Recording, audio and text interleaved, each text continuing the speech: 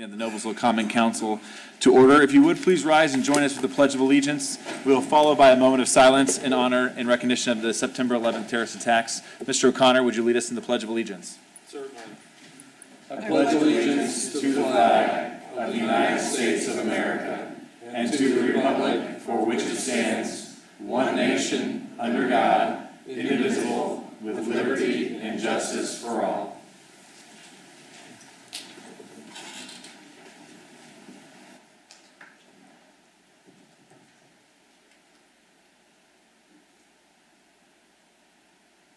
Thank you very much. You may be seated. Again, welcome everyone to tonight's meeting.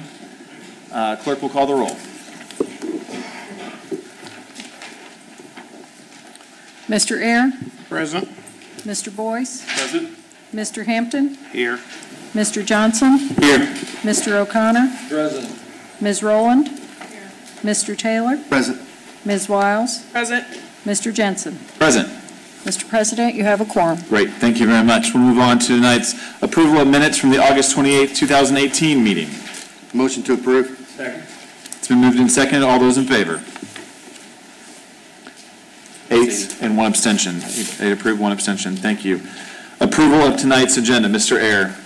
Mr. President, I move to amend the agenda to postpone ordinance 3109-18, 3209-18, 3309-18, and 3409-18, along with resolutions RC 13-18, RC 14-18, RC 15-18, and RC 16-18, and the public hearings associated with these annexations to the September 25th meeting.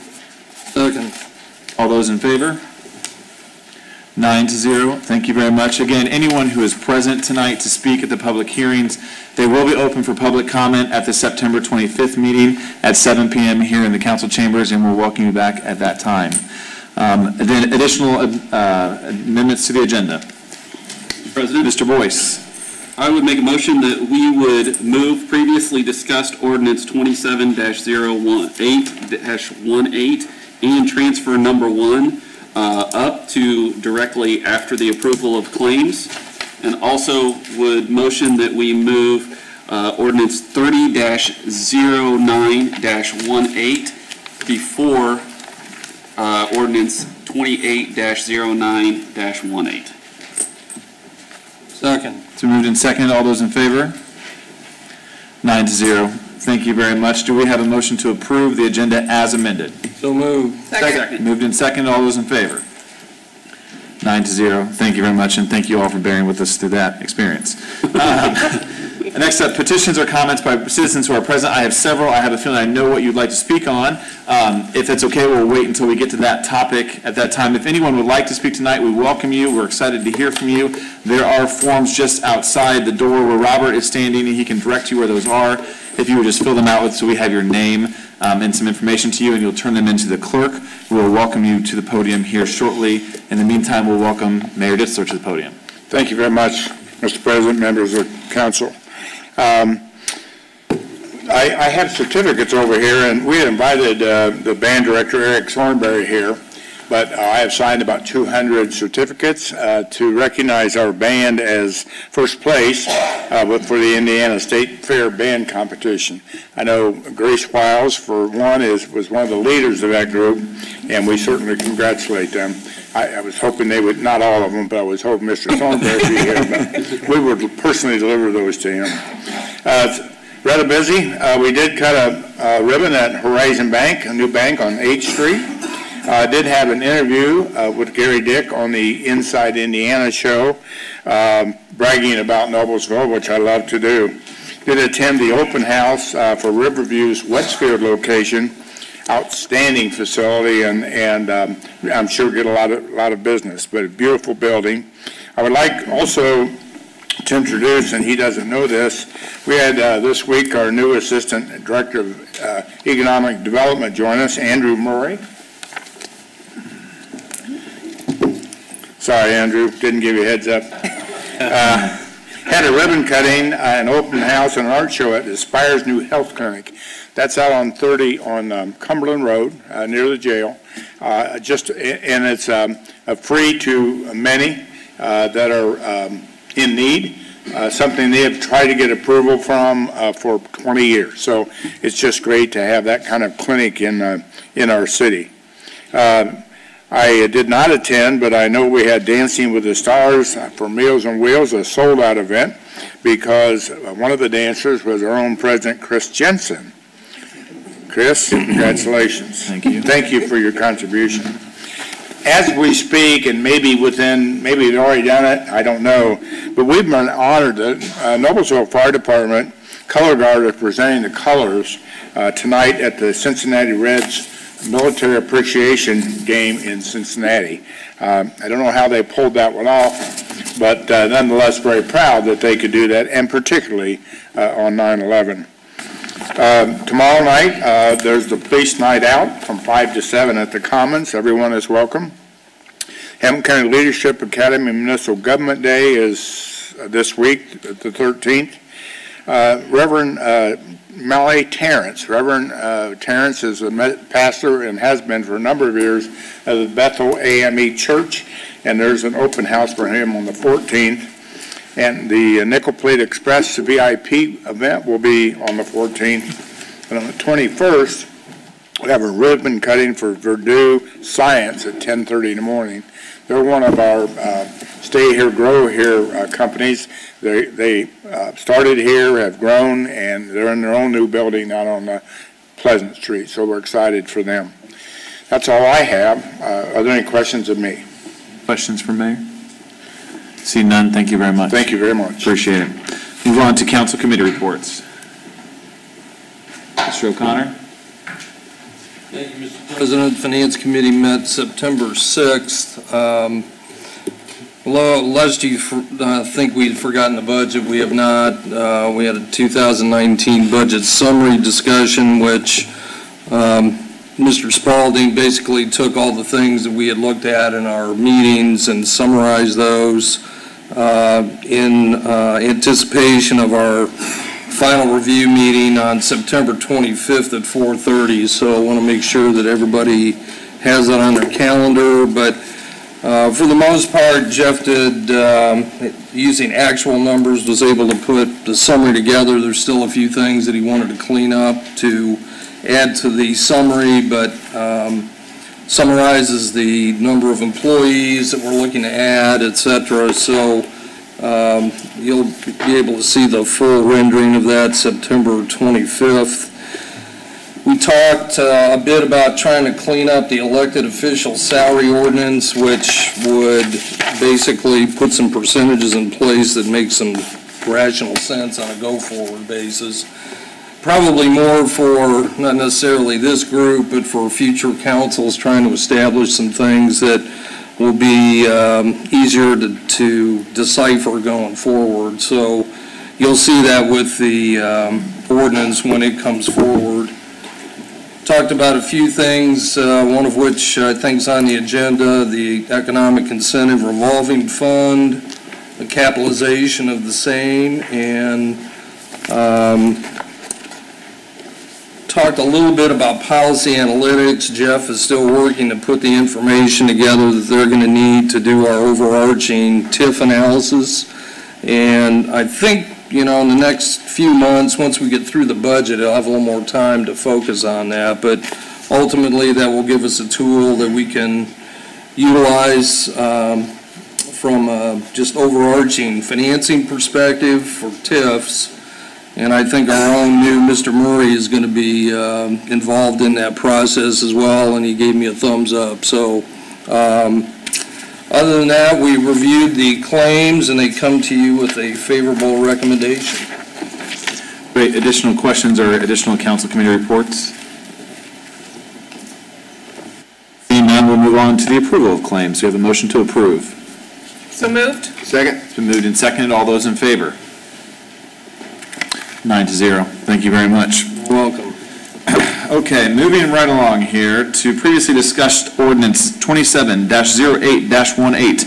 Council to consider ordinance 27-08-18, an ordinance establishing an economic incentive revolving fund. Mr. Spalding.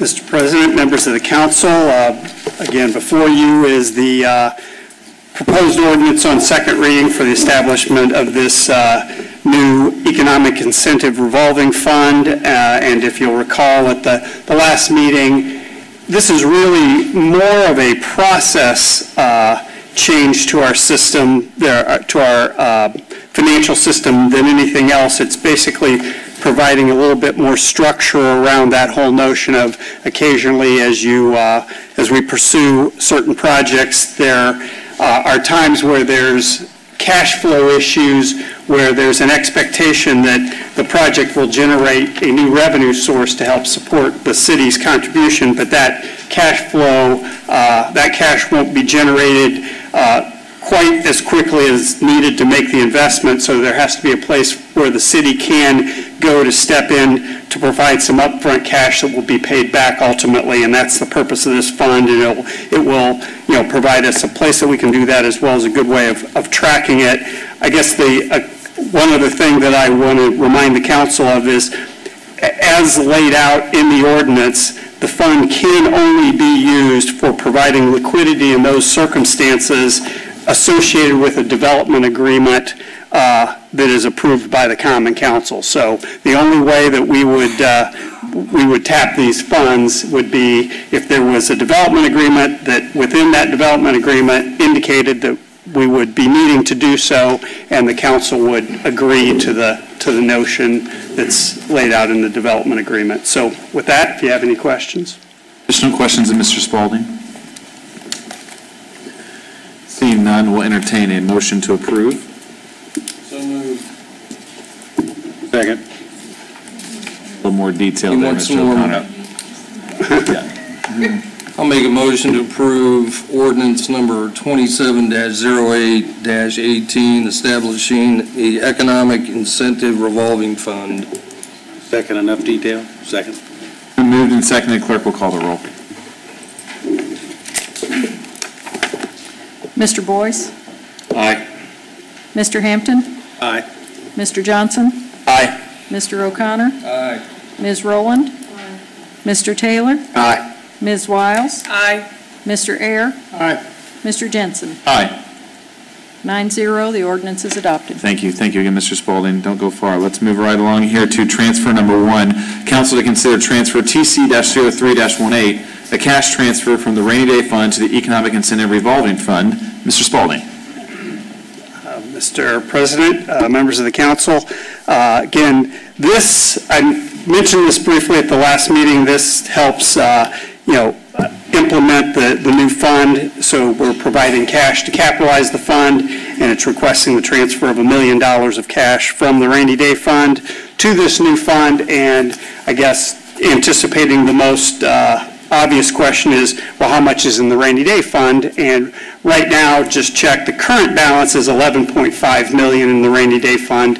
I believe that's estimated. I didn't get a chance to look at that, but that balance will be above $12 million by year end, with some additional revenues that are yet to come in for that fund. But so still have a healthy balance in the rainy day fund, and this just moves that a portion of that balance here for the purposes of this fund.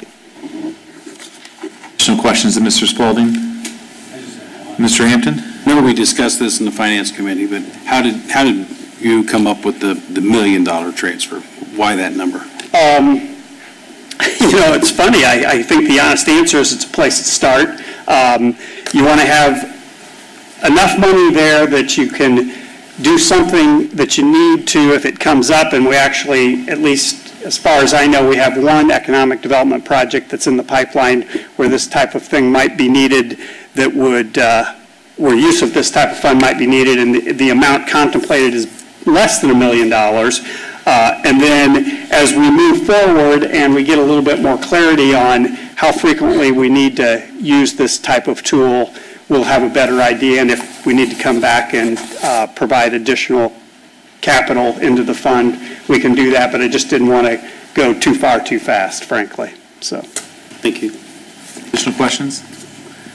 Seeing none, we'll entertain a motion. Mr. President, Mr. Taylor. I make a motion to approve transfer TC-03-18 as presented. Second. And vote, all those in favor? 9-0. Thank you very much. thank you. Okay, moving on to miscellaneous number 1. Council to consider Resolution RC-12-18, a resolution concerning a development agreement for a parking garage and mixed-use commercial residential project in downtown Noblesville. Mr. Ayer. Mr. President, as previous, I have a conflict of interest, and therefore I'm filing a uniform conflict of interest disclosure statement with the council, along with the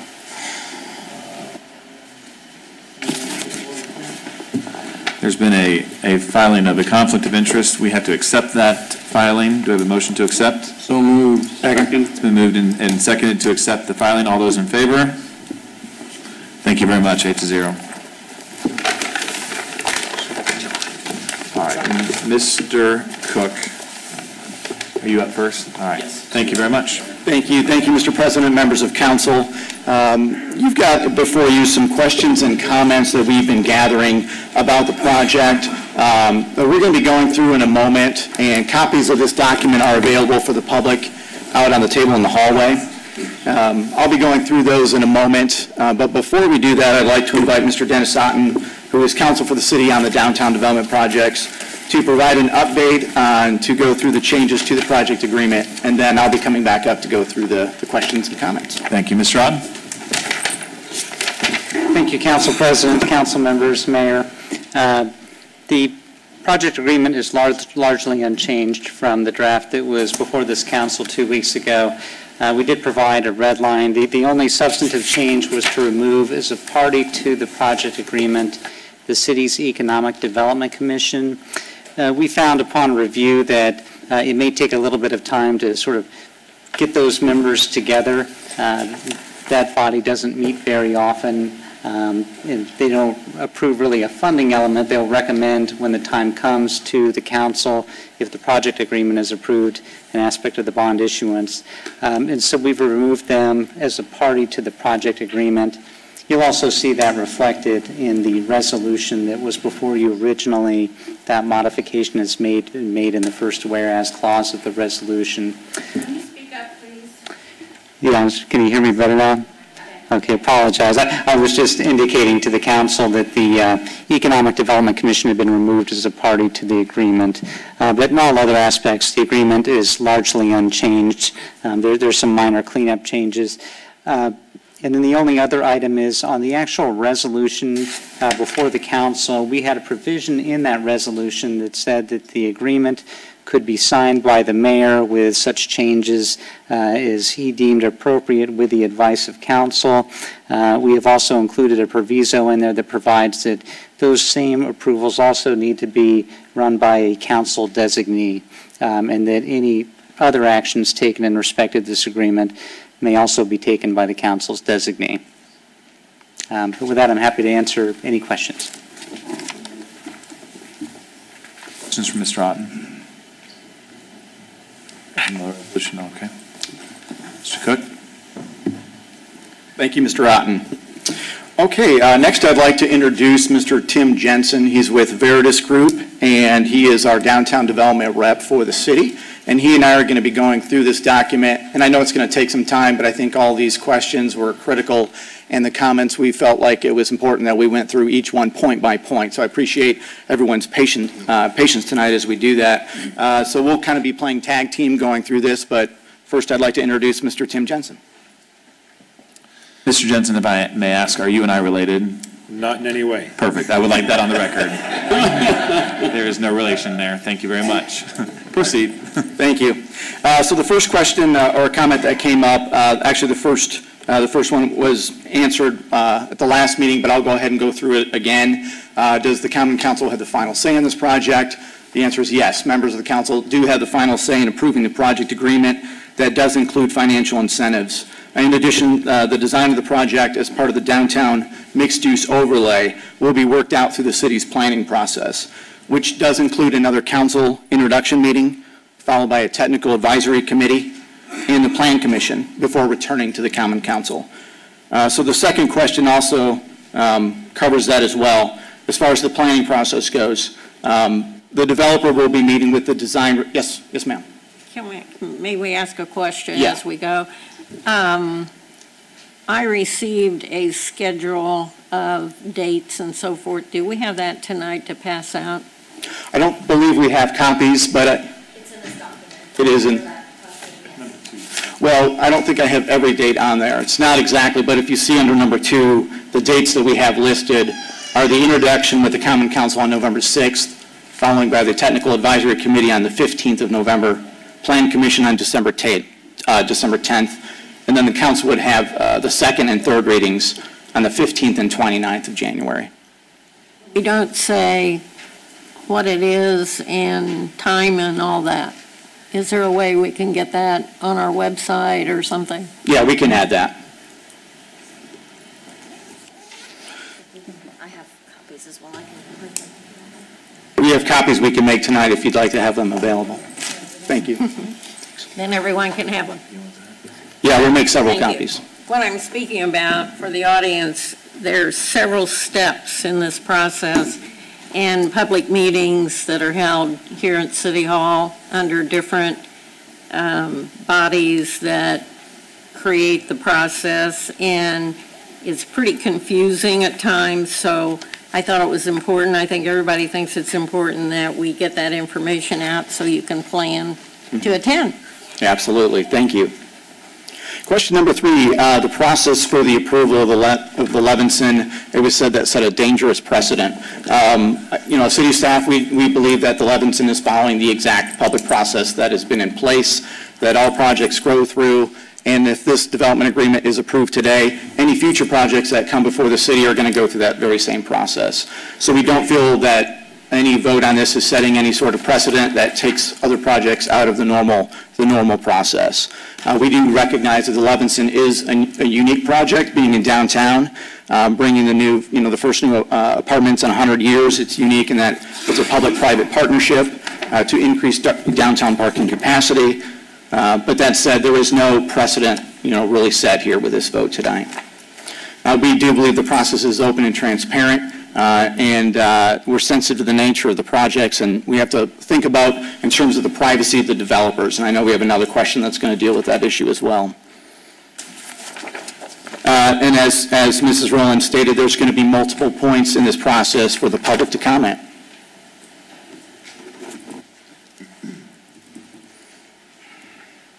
Moving on to number 4, why wasn't Main Street's Design Committee or Preservation Alliance not asked for input? The developer has released one conceptual rendering that they gave to the city, and this is in order to give the public a sense of what this project might look like. The design of the project, of course, as we've stated, will come under an official review during the planning process. In the meantime, though, Mr. Shelby Bowen from Rebar will be explaining a little bit later all the steps he's been taking to reach out to stakeholders and others in the community, and some meetings that he already has set up to cover this. All right, moving on to question number 5. As far as the local history and sort of the downtown feel that we're very sensitive to, I'm proud to say the developer is a Noblesville resident. I think that stands for something, and I think he's shown that he understands the historical significance of our downtown. We certainly call it our crown jewel in our community. We would never want to do anything that would take anything away. If you look at if you've listened to any of the plans for the Levinson inside and out, we're really looking to showcase different elements of Noblesville history that can be showcased, whether it's in the historical facade features, whether it's inside the lobby with the downtown Noblesville History Museum. All right, I'm going to invite Mr. Jensen on up to cover number 6.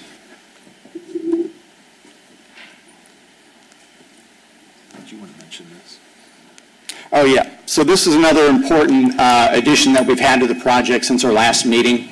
So we are looking to hire a historical expert architect. His name is Dave Kroll, He's a principal and director of preservation at Ratio Architects, and he's going to be serving as our consultant on this project for the city. So Mr. Kroll is known throughout the industry for his expertise on historic preservation, so we really think he's going to be an excellent member to the team.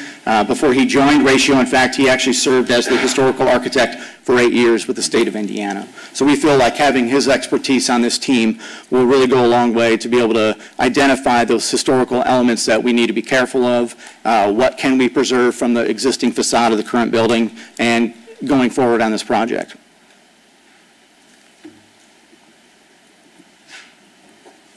Ask another question. Yes. When do we expect him to join us? We actually just got his contract today, and we haven't signed it. We intend to sign it, so he'll be starting immediately as soon as we can get him going. And what will that process take?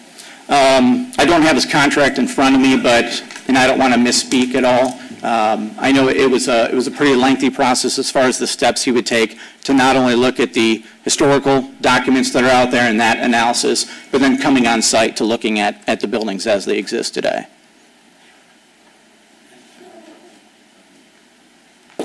Is he a consultant? Is that what technically his role will be? For the city, yes.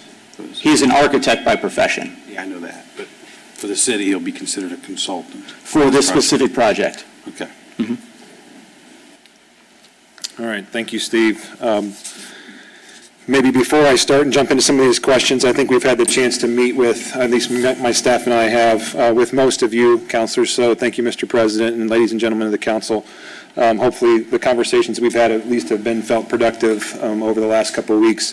As our job as a consultant to you guys is to sit between you and the developer and help you understand really where the developer's coming from, and then help the developer understand where the city's coming from. We kind of play the intermediary role. I will say that for the benefit of the public, that we have negotiated more than 10 of these deals in communities across the state of Indiana in the last probably 2 years. That we've been involved in a lot of those deals that you've seen announced on IBJ or other places like that. But our job is to protect the council, to protect the city, and to look out for your best interests throughout and kind of interact on behalf of the city throughout the process. So one of the recommendations we made right away, of course, was bringing in Mr. Kroll, or we just said a historical architect for that purpose. Mr. Kroll, I've worked with him in other communities. He is in no way related to the project, so he is not the architect of record for the developer. That's somebody else. But Mr. Kroll, I think, would be a very valuable member of the team in moving forward as we look at the historical side of this. And before I jump into number 6 as well, I do think it's important to say that the staff from the very beginning, we've been on board for now a few months, the staff from the very beginning has been very sensitive to the historical nature of the downtown, the city of Noblesville, and the project. And so while it may not always seem that way when we get into discussions with cities and towns, you do have a staff that is very aware of that relationship and is working towards kind of a resolution with the developer, which is why you will hear some other things this evening as well. So, unless there's no questions on our background as a consultant and why we're here, I'll just jump into number 6, if that's okay with you. Yes? Question. In your experience with Mr. Kroll and your other communities, how did he affect change? How did you find the process working from the standpoint of citizens having concerns, council having concerns, and was any resolution achieved, or was it just more discussion? How does he operate? And so I think you will find that Mr. Kroll, who's not here this evening, is a very personable individual, and we're dealing with him in the town of Plainfield right now on a theater project that the town has purchased there on Main Street on US 40 in Plainfield. It has a lot of historical significance to the community. The community asked the city purchase that, or the town purchase that. They've done that. Mr. Kroll and his team are now working on how we preserve and bring that theater back to life in some form or function, whether that's through a theater or some other use. But he and his team will be also working on the town hall project in Plainfield, and they will be holding a series of community and stakeholder engagement processes throughout that. That process is really dictated by you as the city as to what you guys would want to see from your consultant. And so if there was a need for a community stakeholder engagement meeting or discussion similar to what we had a few days ago or last week with some concerned citizens and or your NPA or the Main Street group or whoever that is, we can make Mr. Kroll available for that.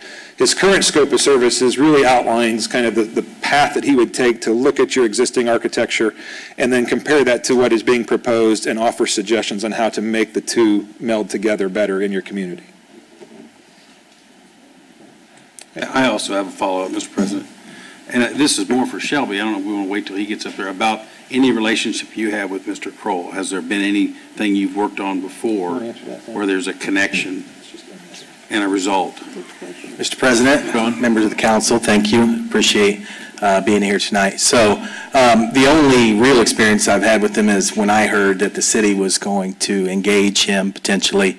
I invited him out to look at the buildings, and so he's been out and already kind of done his first, back and napkin analysis, walking through, looking at it, and then connected him with David Highway, county historian. But beyond that, when I looked at, his resume, I thought, okay, well, this is clearly the right guy to be involved here. And so, but have I worked with him directly on a project previously? I have not. Any other questions before I jump into number 6 here? All right, so number 6 was brought up 2 weeks ago. It says, what is the compensation for acquiring the buildings currently owned by Holt Legal Group and Ayers Real Estate that currently sit on the property? I think it was answered last week. That's a private deal between the developer himself, Shelby, as well as those private property owners.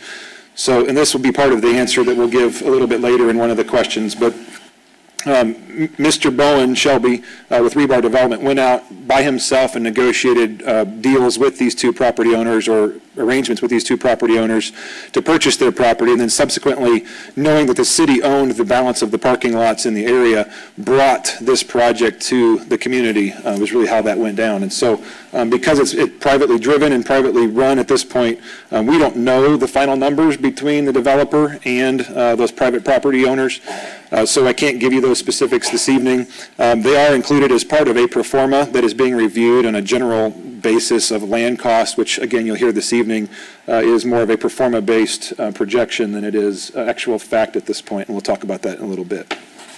So number 7, the question was, with Levinson's 337 spaces, will there be enough parking for residents and visitors? I think this question, I don't know how to move this, Steve, but this question has been talked about at length in a lot of different meetings, and it was talked about last week quite a bit as well. So there's been a parking committee that's been around for a long time looking at the downtown parking needs, and we've had conversations with those individuals, and they believe that this parking garage will sufficiently handle the parking needs on this side of the downtown for not only this project, but potentially for some future projects as well. So of the 337 spaces, clearly there are already some spaces on the lot, right? And so there's some permitted parking already on the lot.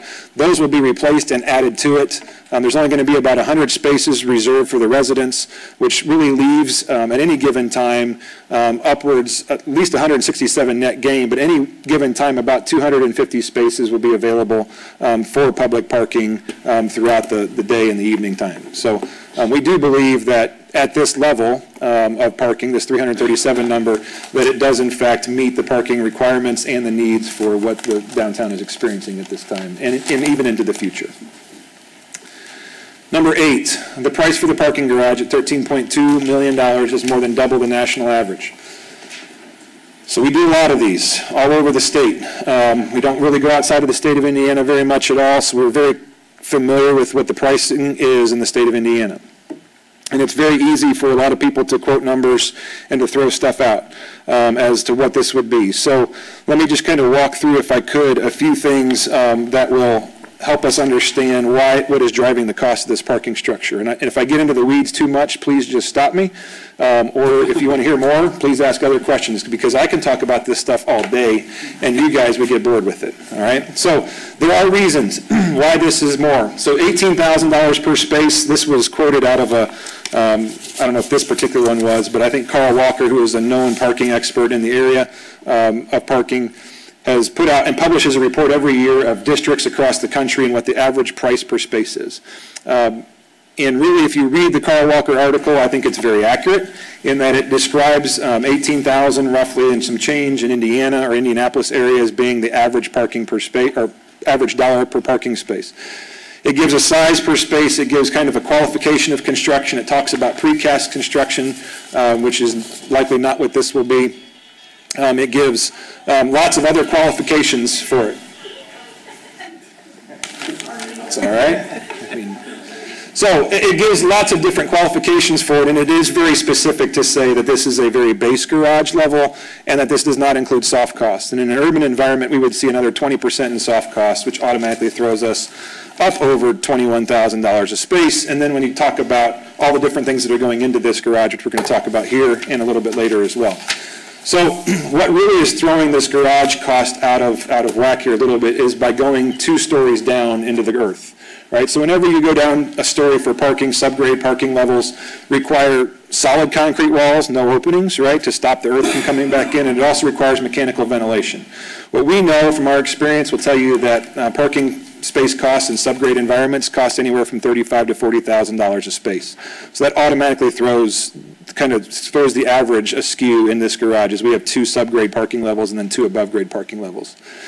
One of the other things, item B here, above that second level of parking, there's a podium slab, which is basically essentially building a 3rd level of parking, but not parking on it, right? So it's a podium slab is a concrete slab that looks just like a parking deck with no ramps to it or anything, but basically you're building a 5th level of parking structure without actually parking cars on it, and that base is for the foundation of the units going up. So that's another add. And then additionally, and I think Mr. Bowen mentioned this last week or 2 weeks ago, is that it doesn't look like a garage. And so the skin or the facade of it or the looks that he's already tried to put on it, as well as what the city has asked him to do to make this look more cohesive with the downtown environment, putting brick or at least a brick surface on the outside of the structure, as well as some screening and some other things, and adding retail to the first floors of that first space, all just takes spaces out of the garage, the retail does, and drives that price up. And the same thing when you put that nicer skin and brick and stuff on, it does drive the cost of the parking up as well. Are there any questions about the cost of the parking structure? I know that this has been a hot topic with a lot of different people, and we want to make sure that that question is sufficiently answered by council or for council.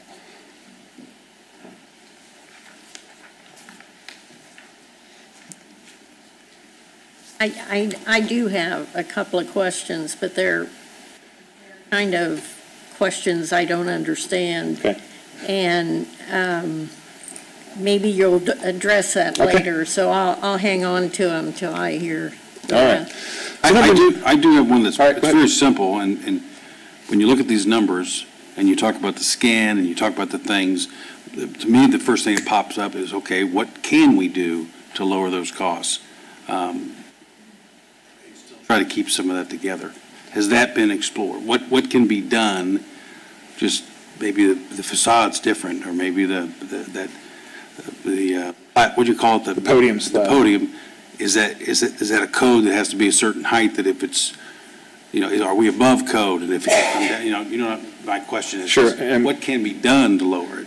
So, Mr. Hampton, I think we can answer those questions, but probably not this evening, right? Because until we get to a point where the developer can spend some money and actually do the architecture for the project, the real design work, right, to get into the details, as we talked about what it's going to look like from a historical perspective and the facade.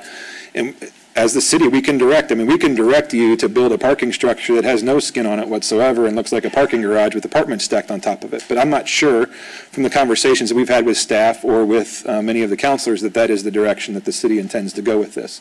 So what I can promise you, sir, is that as we go through the process, which we're going to talk a little bit more about tonight, as we go through the process, that we are looking at every angle of value engineering what is possible with this project and still achieving the look that many of the councilors have expressed interest in, right? That something that matches the historical downtown. And I think that kind of leads perfectly into the next question, which talks about, I think some of you asked 2 weeks ago about, is this 3 or 4 story? Can we go to 3 or 4 stories? We're at 5 right now. Seems really high from many people's opinion. Can that go down?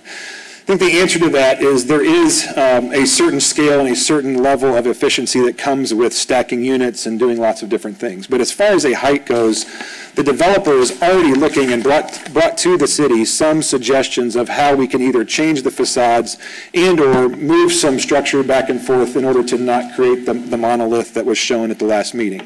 So I can't say today for sure that it's going to go down or should not go down either way. What I can tell you is you have a developer that's willing to work with the city to come to a resolution that works for everybody. And so if that height tends to be the issue as it comes through the rest of the planning process that Ms. Reed talked about earlier, or will talk about, then that is something that can be addressed at Plan Commission and Advisory Plan, all the different places that that's going to come before and be talked about again in a public meeting. So, yes, there are options, but however, if we take a level of parking out, we're going to lose about 82 spaces. Well, we lose 82 spaces, then all of a sudden we are back down to a parking issue potentially again in that area, right? And are we spending the right amount of money to get the solution that we need for that case, right? And so take out a level of apartments. Does that apartment still have the efficiency that it needs to have in order to make the bank comfortable with actually financing the project? All those are questions that we have asked, we'll continue to ask, and we'll continue to work on your behalf to resolve as we go through this process. Okay. All right. What do I got to push? I think that's you? Okay. Yeah.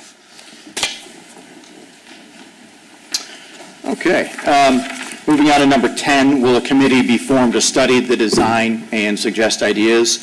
As you've seen in the project agreement, there is a design review panel in the agreement that will be put together to discuss the project during the planning process. And Mr. Bowen will go over what he's been doing already on that front. So that panel will be created that will work will be put together in the coming weeks. And then stakeholders will continue to be able to give their input as they work through it with public open meetings. I have a question. Yes. Well, what are you thinking about it? How would that panel be put together from what? Well, according to the development agreement, Mr. Otten can correct me, there's appointees from the city in terms of economic development and planning, and then I believe there's a council appointee as well.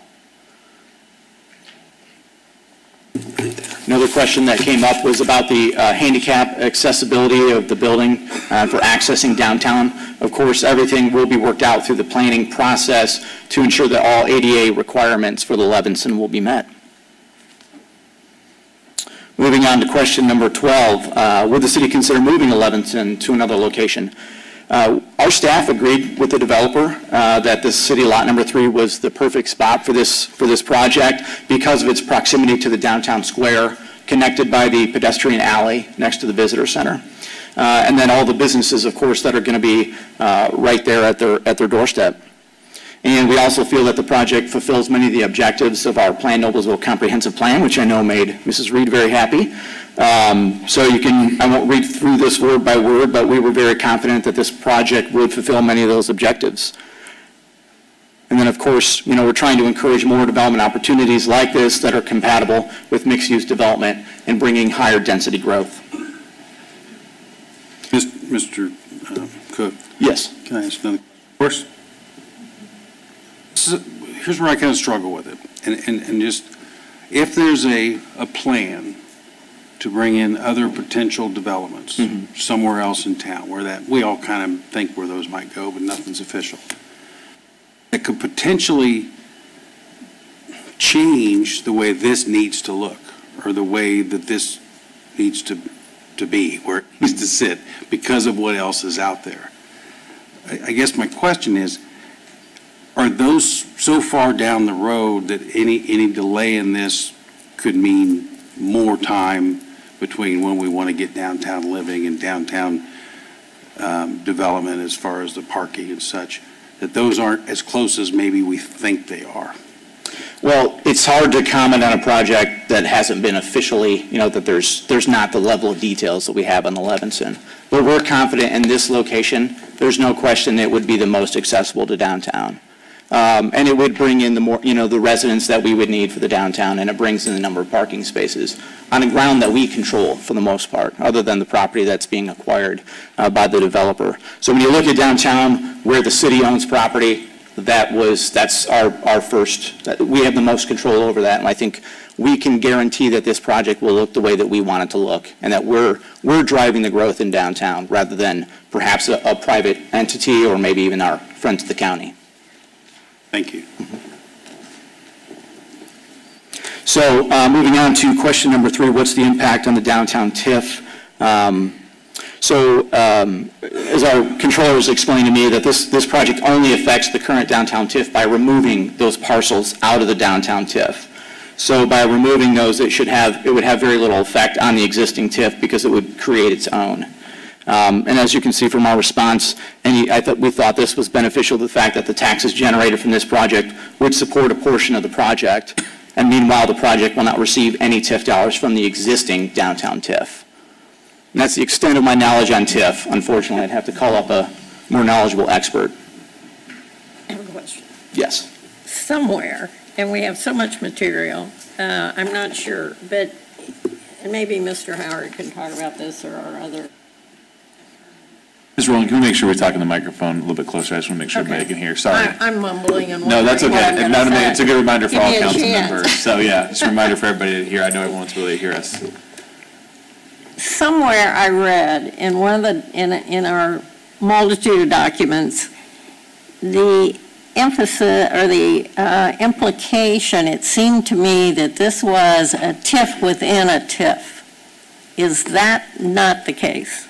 Or is it the case? It is the case. No, you're not answering me. You're just passing it on. He can. Yeah.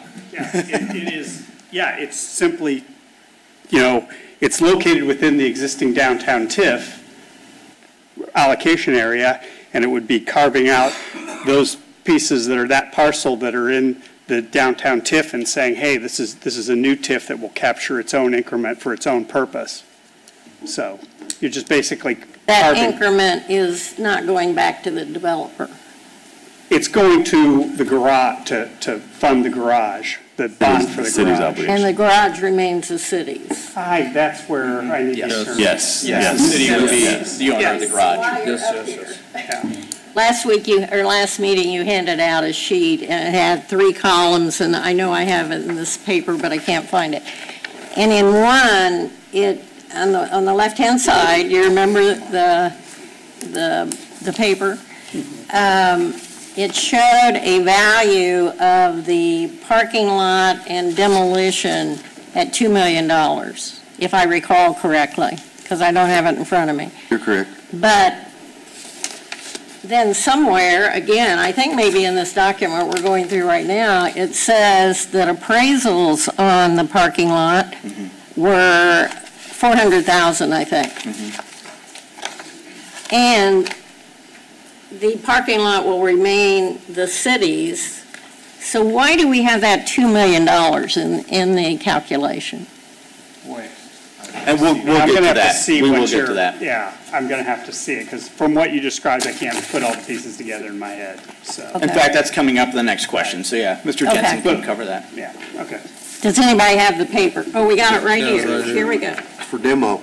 $2 million for demo? I don't think so. Pay no attention to my notes on there. Lord knows what's underneath there. For those 2 buildings. Mr. Jensen's going to say that includes digging down, removing some things, some utilities. That $2 million won't last very long. And we're paying that. And that's part of our side of the equation. It's being included as part of the garage cost, and it has some land cost to it. It has the demo of the buildings that are there, right? Not just your land pieces, but the buildings that are there, and then it will have removal of all the parking. There's also some utility costs and some other things that have been identified by your engineering department that are all included in that all-inclusive number there.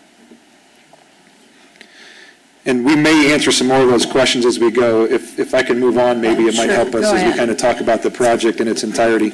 So number 14, one of the questions from a couple weeks ago or that we've received since was, why are we paying more for this project than the developer, with the point being that we own most of the land? Why are we paying $2,272,486 for the apartments? So At the end of the day, remember that the total project cost of this is just over $24 million. That's the total project cost. And what the developer has requested is that there be a certain portion paid, $13.2 million roughly for the garage structure, which the city will own at the end of the day, and be able to do whatever you want with that, whether that is charged or not charged. That's one of the questions that's coming up here soon as well. And then there's also another $2,272,000 and change that has been requested by the developer. And I think the very short answer to all of this is that you're paying for a parking structure.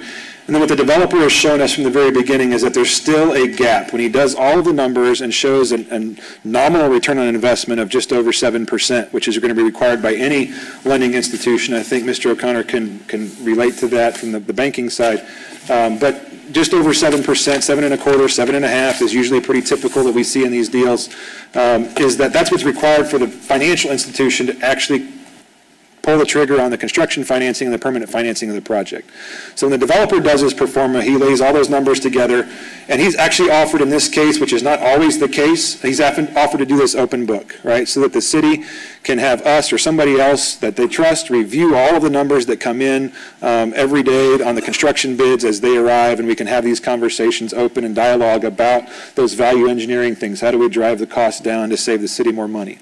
The other thing that the developers offered to do in this case is said, look, here's what we're telling you the gap is, but if it ends up being less than that, you get to share, you get to have all that back. Right? It's not a sharing situation. We've worked in a lot of communities where this is not the case. The bond is what the bond is, and that's what they get. And no matter what happens, the developer keeps that difference if they're able to bring the building in less than what it is. But the way your staff and legal counsel have developed this deal, or this project agreement that's in front of you tonight, it clearly shows that the developer is willing to cooperate. He's trying to get you the best possible deal to be a great project for the city. And I truly do believe that. There's a lot of other things in this project agreement that we can talk about that are so different from a lot of the other deals that we've done in the last couple of years, to the point where Mr. Bowen is, I think, come to the table with a lot of compromises, as well as the city, talking about financing and different things, but that's how good deals get done with good people, is working through those complex issues. So number 15, right, we're on 15. I think I already kind of answered this one. This one goes, if you read this response, it goes into a little bit deeper detail, a little bit deeper dive on the parking structure and how we can get to a $13.2 million garage, which really isn't that hard in this day and age when you start to look at the numbers. One of the other questions, this number 15 question had a lot of questions in it. Is there a parking charge for the residents of the apartments, for citizens who park there to shop? What are these costs? So what I can tell you, and maybe Mr. Cook has more information on this, but I know they have reached out to Walker Parking Consultants, which is not the same as Carl Walker, by the way, different group. But Walker Parking, who's done some work in your downtown already, and they've looked at the analysis of what it will bring in revenue if you were to charge for parking. And I don't know if you want to share that. So as the parking task force has studied over the last 3 years, where do we charge parking? Where is parking? Where should it remain free? We're proposing with this project that nothing really changed. The lot is paid now. It would be paid as a garage during the weekday hours. So during the evenings and the weekends, it would be free, like the lot is now. All of the other parking throughout the downtown and the street parking, which is free, would also remain free. So we wouldn't change anything from that perspective. Now there will, as we've been discussing the parking task force, there would be an increase in the cost for parking per hour because we have 1950s era parking meters that we can no longer operate. We need to convert over to a new technology. So we're looking at a $1 per hour charge for parking. Now Walker Consultants did take a look at this parking garage and the numbers and their potential occupancy, and they've been able to estimate potential revenues that we could give from the hourly parking. At 40% occupancy, a potential annual revenue from public parking of about $173,000. We've not calculated that money into any of these financials. We just got this information recently, but we wanted to share that with council. At a 80% occupancy, that would increase to $345,900 for potential annual revenue. And this does not account for the permit parking, so we currently have about 35 permit spots in this lot. We would have probably up to 50 permit spots with this garage, so we'd increase from 35 to 50, which I think would be great for the businesses near there that would want to park more of their employees there. We wouldn't change the rate for the permits as well. So with 50 permit spaces at about $300 a year, it comes out to about $15,000. So wanted to share that information with council and can answer any questions. Questions?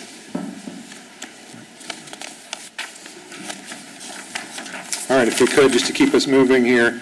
Number 16, and I don't want to read this, but it goes into the cost of an apartment unit. And again, this kind of goes back to a similar report that was quoted on the parking structure. Somebody, I don't know who it was, has pulled an apartment online document that says, well, you should be able to build an apartment building for X dollars per square foot. Really, at the end of the day, those averages don't really mean anything when you get down to a mixed-use building. Of the 10 deals that we've done, 9 of them at least have been mixed-use projects with apartment projects on top of them. And typically, we've seen those units themselves range in square foot from anywhere from 700 square feet to maybe 1,100 square feet. Excuse me. And those residents are the cost of those is ranging anywhere from $110,000 per unit to $125,000 per unit. And so if you take the $120 per unit, kind of in the middle for hard costs, and you multiply that by 83 units, and then you add the 15 to 20% of the soft cost, you're going to be at that $11,400,000, which is pretty close to where the developer actually is saying that his numbers are. But again, I can remind you that this is going to be open book, and there's going to be opportunities to do as much value engineering as possible can, because our job, one of our jobs, is to continue to drive that price down on behalf of the city to make sure we're having and getting the right deal that we need to get. All right, so number 17, I think is still mine. So number 17, again, is a long question with a lot of different questions in it all at the same time. So it says, what are the specific incentives being offered to the developer? And I think in this case, and one of the other questions in there is about a tax abatement and different things. Well, I think we should be clear that the city at this time is not offering a tax abatement to this project. In fact, the developer has agreed to pay $185,000 annually as the minimum tax payment. So if the assessed value goes up and he has to pay more than that, this is not just saying I'm going to pay this only. It is simply I'm going to pay this minimum for the next number of years that are in the agreement. $185,000. Sorry, 185. There's more zeros than what I say. So $185,000. And in this, there is, and I think one of the other questions was how are they going to do this? So again, and I can let Mr. Spalding or Mr. Otten talk a little bit more about the process behind why they've chosen the structure that they've chosen on this bond. But it is a $16.5 million bond, which by the time you get the net proceeds out of that, end up paying for all of these different pieces and parts, including some utility work in the area that's needed, not just to serve this project, but also to serve other future projects as we kind of increase capacity for certain things. And there are some utilities that go through the site right now. Certain things that serve actually this town hall or city hall there's a fiber line and some other things that go into this. And so we have to make sure we're relocating and keeping everybody functioning and in business during the process. Steve, I think you're you might stay up here. Okay. All right, moving on to number 18. I have a question. Yes. Is the $185,000 based on a current rate and the value, or how do we come up with $185,000 in tax?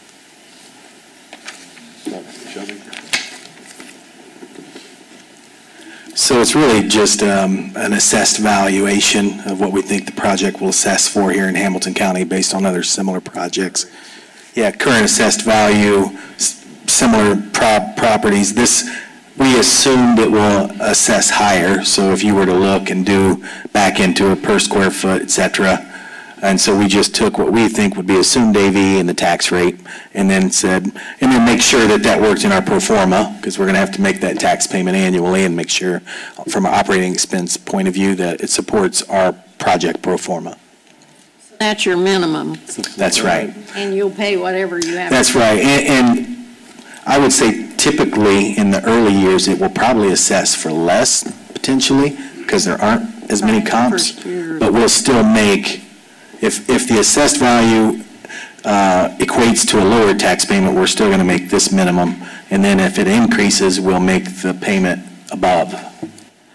And really, that's also so that the city financial folks can plug that number into what they receive and then goes against their debt service. You're going to pay the tax on the garage and everything? No, the garage is owned by the city. Okay. So this assessed values on the apartments and well, all of the mixed use. Just on your piece? Yeah, all the commercial. And then the city is tax-free? Tax exempt.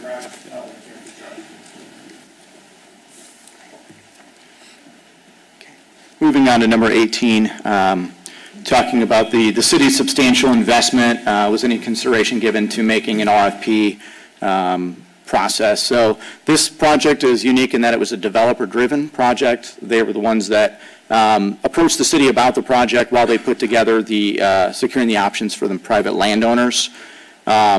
And then, of course, we're fulfilling a need for the city to answer some of the questions about the parking task force and fill that need. And we're looking to complete some of the objectives of our comprehensive plan. But as Tim can tell you, you're going to also get a lot of cost effectiveness and efficiencies out of doing it the way that we've done it. From a financial standpoint, it's not unlike the Borg Warner deal, which was an economic development bond. So I'm happy to answer any questions on that, or Tim could add as well. Moving on to number 19, what consideration has been given to the fire station during construction? As with any downtown project, you know, the developer is going to be working with the city. They haven't gotten down to that point of planning the actual construction, so we're going to be working with them in the future to make sure, you know, that is not an issue going forward. And obviously, if we have to close any rights of way, that has to go through the same kind of process as any project would in the downtown. I believe I'm coming up on possibly the last question. Number 20, talking about an independent architect. So this was a question that came through. I think we've resolved that. We're very confident in being able to hire Dave Kroll from Ratio Architects to serve in that position. Did also mention in this document how the developer has been working with David Highway, which we had mentioned before, and really his input and knowledge has been crucial, and even down to the name of the project. So we're very excited about all of the outreach that the developer's already gone through and reached out to various stakeholders in the community, and that's just going to continue. So at this time, I'd actually like to ask Mr. Bowen to come back up and maybe he can give an update with the council on what he's been doing over the last couple of weeks and kind of lead off from there. Bowen? Mr. President, thank you. Members of the council, mayor and his staff, I want to say thanks again for all of your work. Honestly, during that, I was kind of zoned out on the cost stuff, thinking about baseball or something. I mean, just because it really comes down to it. Above any other agreement, this is open. It costs what it costs, and we are on the same team. I want it to cost less. I want it to look good, cost less. And we want if there's anybody here who can build garages for less, we want them to reach out to Tim Jensen or Rebar, and we want to, it's open for all trades. We want the garage to cost less. We want the apartments to cost less. And so we share that desire for this project to cost less. You all are going to see those costs. So if you want it to cost less, I think Tim touched on it. There are some things we're going to try to do, but then you have to think about, are you compromising kind of the overall investment? And, we'll look at all that stuff. So I can go through a few things. The first thing I want to say is that I love this project. I love the Levinson. I think it's awesome. When we were working with the city over the last, several months, I just became more and more in love with it. I could name all of the things I love about it. I live here and I have a family and a 4- and 6-year-old, and I just think about doing something significant in this town that we can all be proud of.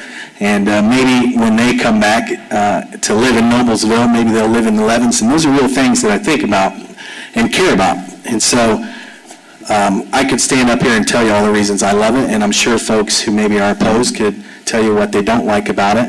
But I just want to say I believe it's a great project, and all of the things that we've highlighted previous to this, I believe are good and I'm proud of. So last time I was in front of you all, you had some questions. I think a lot of them were answered by Mr. Jensen, Tim, and Deputy Mayor Cook. We talked about facade preservation. I think, Mr. President, you asked me about that. And so immediately, we started thinking what's the best possible solution for us to kind of have a third party, because, I am not an expert, and nor do I claim to be, but I care about, is there an outcome that we can achieve? And so Mr. Kroll came to the building and walked it, and the city has hired him. I have no influence over that process. He's going to provide you all an opinion, and we're all going to be kind of policymakers at that point. I'm completely open to anything we can do to incorporate some value from that building, really. And so that will play itself out. We talked about design and scale, and again, I am not an architect. I don't want to say I don't care about the design. I just know that the experts are going to get it right. I'm going to defer to them, and then we're all going to look at it and go, yeah, that's what we're talking about. And I'm open to that. I'm not married to anything that we've seen. I like many of the same things that the folks here like. I look around and see windows or storefronts or roof elements and all kinds of cool things, and I think, boy, that would look good. We need to try that and see what that looks like. That's just such a process to get to, but I'm committed to that. We've said that all along. We're going to bring in smart people who specialize in that. They're going to hear from folks like you all. They're going to hear from the public. We have a series of meetings already, provided that we move forward, and I'm excited about that. I think it's a great opportunity to make sure that we get it right. Same thing with scale. There's all varieties of ways that we can redesign the scale. They all have an impact in some capacity. I will say that the project we presented, we felt like we kind of went through all those machinations and potential impacts and arrived at what we thought was a really great project. But as Mr. Cook and Mr. Jensen said, yeah, I'm married to suggestions and recommendations, and then we look and see if that's the right solution and end result. I think, one of the things I'm really proud of is the agreement that we have right now and presented to you both, to the council, and between our firm and the city of Noblesville. It is, as they've suggested, incredibly equitable. I hope no other cities get their hands on this agreement and then start to hold a developer accountable. Although I say that in jest, they should. What we have done, I think, is just fair, because you all are a partner. And this agreement, above any agreement on any mixed-use public-private partnership, is far and away equitable, because we are coming to you and saying, yes, we want to be good stewards of your funds, we want to be good stewards of this project, and we are willing to be held accountable to all of those things. And so I'm really proud of that. And oftentimes I see in these meetings and some of these questions, which I really appreciate the public input. It helps us all be better and accountable, and we learn something all the time. But sometimes it feels like there's going to find that gotcha thing, and I can say there's not a gotcha thing in this. It's completely transparent. We've acted just as a great partner, and I'm really proud of how our team and the city have worked with you all up to this point. That's kind of just an overall overview, but I'm happy to answer any specific questions. Questions, Mr. Bone. Mrs. Rowland. I'm wondering why all the questions are down here. Is it the atmosphere or what? What are we doing here? No comment. I'm just kidding. I'm just teasing you. Maybe if we'd shut up, you'd have a chance. Hey, you said it.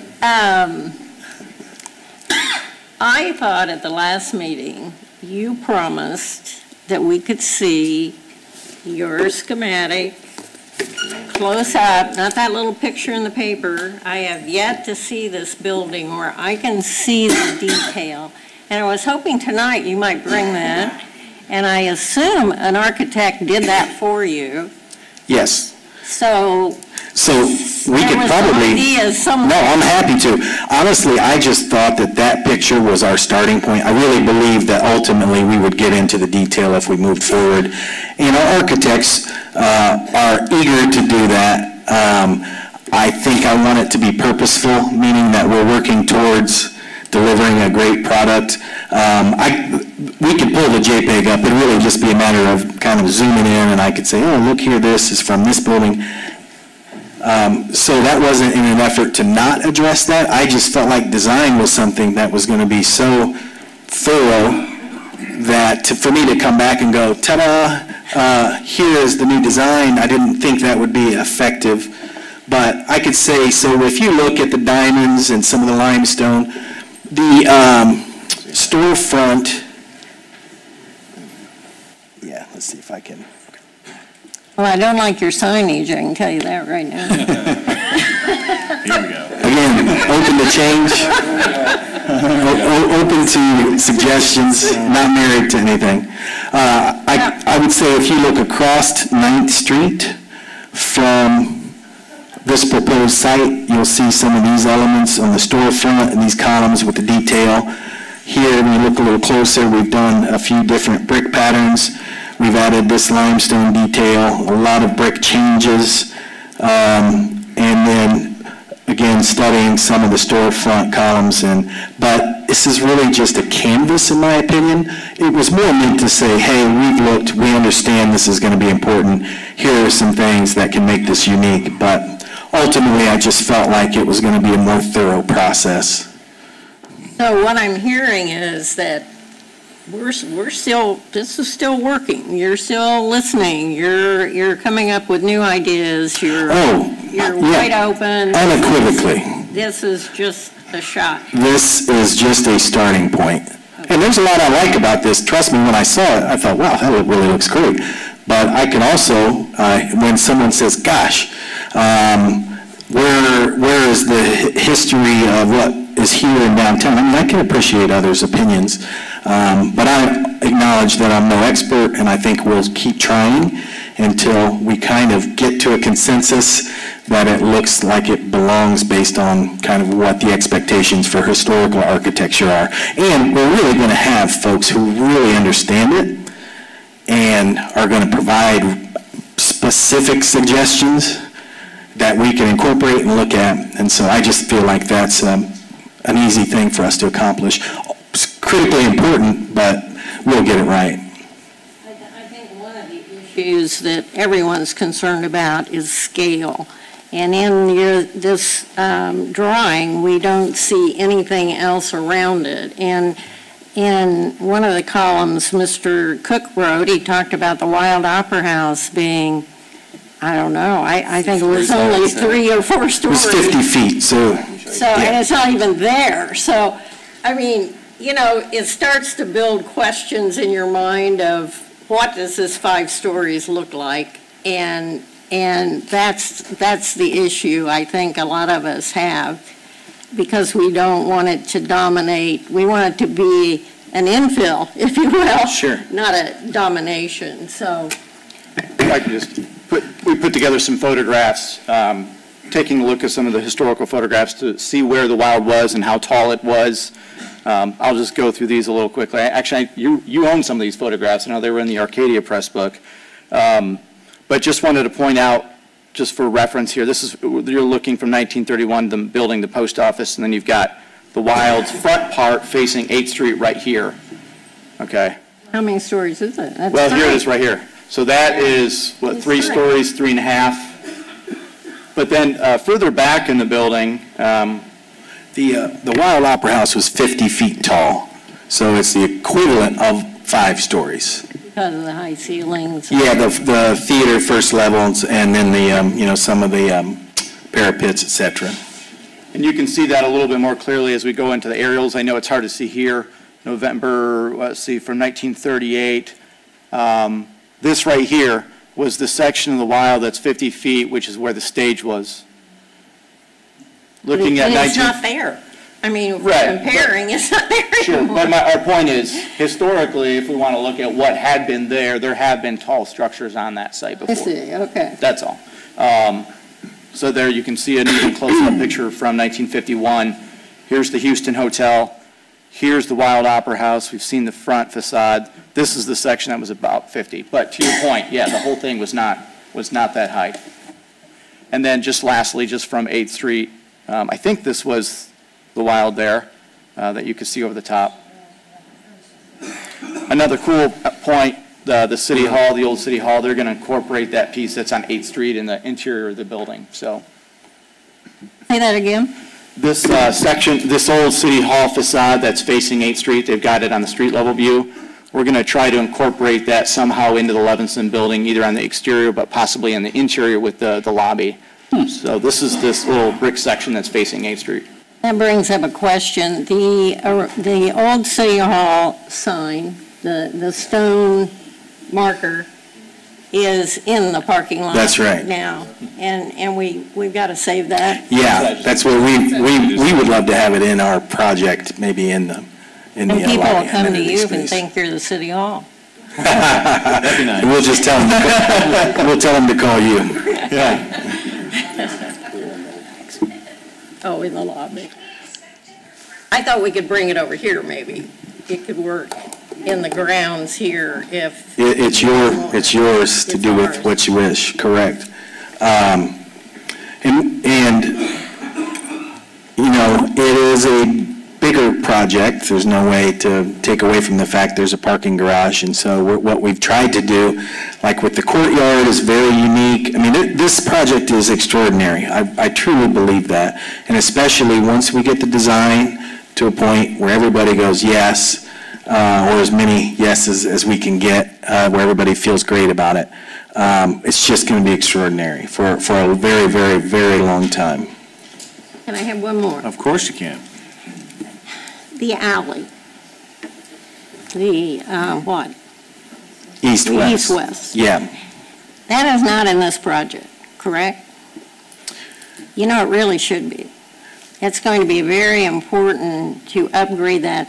We have storefronts that face the alley in the back, and that's really good development to improve that, and we need to do a lot more improvements in that alley.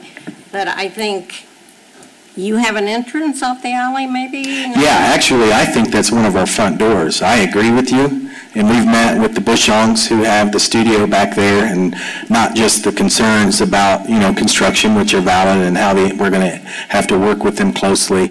But I agree. I would love to see the east-west alley improved or activated, and then maybe our designs working with the Bushongs in the city to create kind of a cohesive design, because I wanted that to feel like downtown when you see the entrance into our project or you come out of our project. I'd love for it to feel like you're downtown. I think you could roll that right in and it wouldn't be I would it? don't want to be buzzkill here, but we do have to keep that east-west alley as an alley with access for how it is now. Not to say we couldn't improve it with the facades and the connectivity, but I just want to make sure we're not stating something here that's not true. That will still be an alley. Why does it have to be kept open? For garbage delivery, and I think there's some utility stuff there. And I'm not the engineer, so I don't have them here with me, but it's been recommended that east-west alley would remain as an alley. I think there's some solutions to the garbage, and it should be removed because it's ugly and smelly and all the above. But for deliveries, I don't think there's much happening, and it could still be available for utilities, and it should be upgraded and landscaped and to be a nice entrance for this building, actually. Totally agree with you there. Okay. Well, let's add that to our list of things. Additional Ms. Wiles? No. I do want to get to the public portion of this too, so we can come back to comments here in a minute. But first, thank you very much, Mr. Bowen. Stand by. I know we'll have some comments here in a minute, but I want to thank those who went through that exhaustive list of questions. We felt that was very important, and I agree with that. But we do want to hear from the public who have signed up, and if you'd like to still sign up, there are forms just outside that door. Just fill them out and hand them to Ms. Lees, and we'd love to hear from you tonight. That's really what our job is to do this evening. So just as a quick reminder, per the rules adopted by this council at the beginning of the year, each person will have 2 minutes to speak. I'll keep track of that time. I'm not going to hard stop you at 2 minutes, but I'll give you a sign to wrap it up if you wouldn't mind, for the sake and respect of others. Also, we heard from quite a few people 2 weeks ago. Again, we appreciate that. If we could maybe try to avoid repeating some of the same thoughts, that would be helpful. So we'll look forward to hearing for some new information and thoughts. First up, I'll have Julia Kazicki come speak and give you 2 minutes, and I'll also let know Dana Cheeseman, you'll be on deck. So. That's 3 minutes? I apologize. Thank you for pointing that out. 3 minutes. 3 minutes. Thank you very much for pointing that out. My apologies. Good evening. Good evening. Thank you, President If you could say Jensen. name and address too. Yes. Thank you. Julia Kozicki, 925 Queensberry Drive, Noblesville. Good evening, members of council, administration, citizens. I want to thank you first for answering the questions that I posed earlier last week. I appreciate your prompt and detailed attention to all of those. Because this is such a significant project for Noblesville and our historic core, I think it's critical we get it right and that we're not rushed to approve things until all of the questions are answered. I think I understood Ms. Reed last week to say there will be amendments to the downtown mixed-use overlay. Given the importance of those standards for this project and any other projects that are like it, I think maybe the cart is before the horse on approving the resolution for financing before we finalize those overlay requirements. If this is a good project, and I think it is, it will still be a good project in a few months once we've identified those standards. And the answer is that you've gone through earlier. It notes the city will issue bonds for the $16.5 million. Are the bonds covered by a property tax backup, meaning that the taxpayers of Noblesville will be responsible if $185,000 a year is not enough to cover those payments? As a follow-up, how will the disbursement of the bond funds be handled? Is the city financing combined with the rebar financing as we pay for all of those issues? Given Mr. O'Connor's comments about the ongoing TIF analysis, perhaps we should wait until that analysis has been completed before we start utilizing other TIF funds. Finally, I think this is a project that's needed and is a great concept in the right place. I am concerned about the details, and I hope you will take the time that is needed to address all these details before committing our taxpayer dollars to this project. Thank you. Thank you very much. Next up, Ms. Dana Cheeseman, come forward. Jeff Zeckel, you'll be on deck. Sir, again, just name and address for the record. Thanks again. Dana Cheeseman, 106 Leicester Court, Noblesville, Indiana. I'm the head trustee for the Elks Lodge, which is going to be on the alley, and that's a big concern, which Mary Sue's brought up. Appreciate her bringing that up because that's a big concern to our well-being and effort. Over the years, we have held many functions at the Elks Lodge, and our big concern is what's going to be provided during the construction period of this time frame. Is there going to be some kind of shuttle service and to be able to park people someplace to get them in and out, because we hold family functions as long as patrons coming and going to the Elks Lodge. We have meetings twice a month. Our board, our chairman, you know, our people have to have a place to park and raining and all that. So that's something that we're looking down the line, you know, in the future. Hope everybody can consider it. The Elks, like their policy is, the Elks care and the Elks share. We're willing to look into sharing some in the shuttle service if that's something to consider. Just like for y'all to bring that and think about that. Another big thing that comes up, and that's not just for us, but for the other vendors downtown, because I think everybody could benefit from that. During the Christmas season, everybody's always had the opportunity to come and park downtown for free. Is that going to be continued and or thought about in the new parking structure? You know, something in the future, something else to think about. You know, it's another one of many million questions. So at that point, that's our two big concerns, and like I said, the improvement of the alley and or keeping it up for service to get deliveries and food service and people. But it is a great idea to have it going right down to the courthouse, you know, on Main Street. So you guys have done a great job on that, thinking about that. And basically, that's our right for right now. That's all we got. Okay. Thank you very much. Thank you. Appreciate it. Mr. Zeckel, we'll have Tim Hamashuk on deck as well. Thanks. Good evening, Mr. Zeckel. Name and address for the record. You ready? Ready. Jeff Zeckel, 519 North 17th Street. As citizens, we've had 2 more weeks to ask questions. I do still have some questions if there's enough parking spaces. From my own experience as an owner of rental properties, I think it's very common for my 1-bedroom apartments to each have 2 vehicles. But I can't think of a better location for a multi-use parking garage building to go. It's not directly on the square. There's no residences around it. And growing up here, it's the old Kettleman machine shop, and you've got public safety in the Rich Wine building. We as citizens still have opportunities to give feedback on the design as it will go through the Planning Commission. Then it will come back to council where we can still have input as citizens. If we as a community really want the downtown to succeed into the future and the businesses to succeed in the future in our downtown area, I urge you to approve this project. Thank you. Thank you, Mr. Zeckel. Mr. Hamashek, and then Mr. Landris, you'll be on deck as well.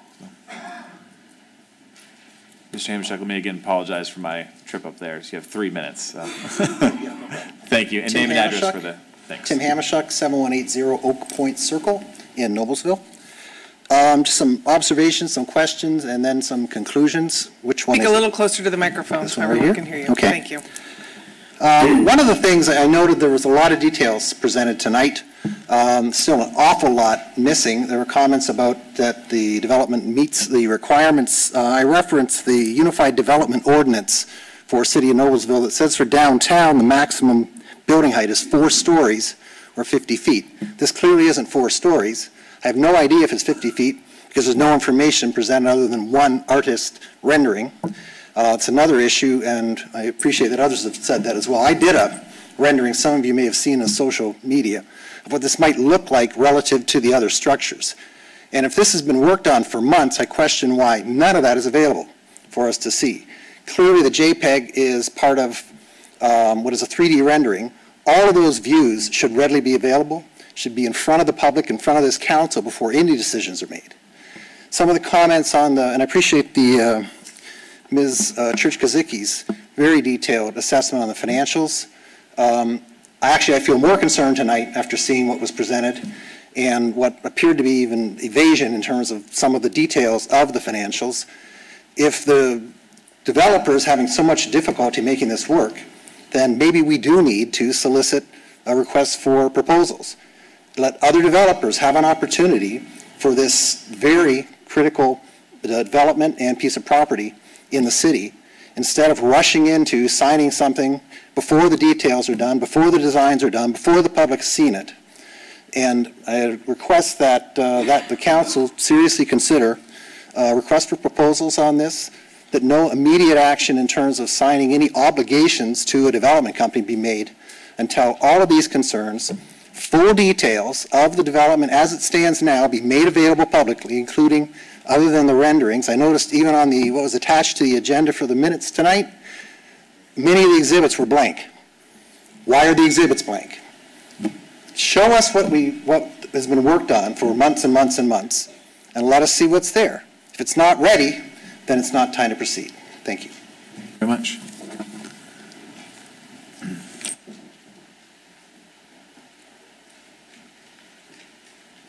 Landers, thank you. Just name and address for the record. Yep, sure. Thank you.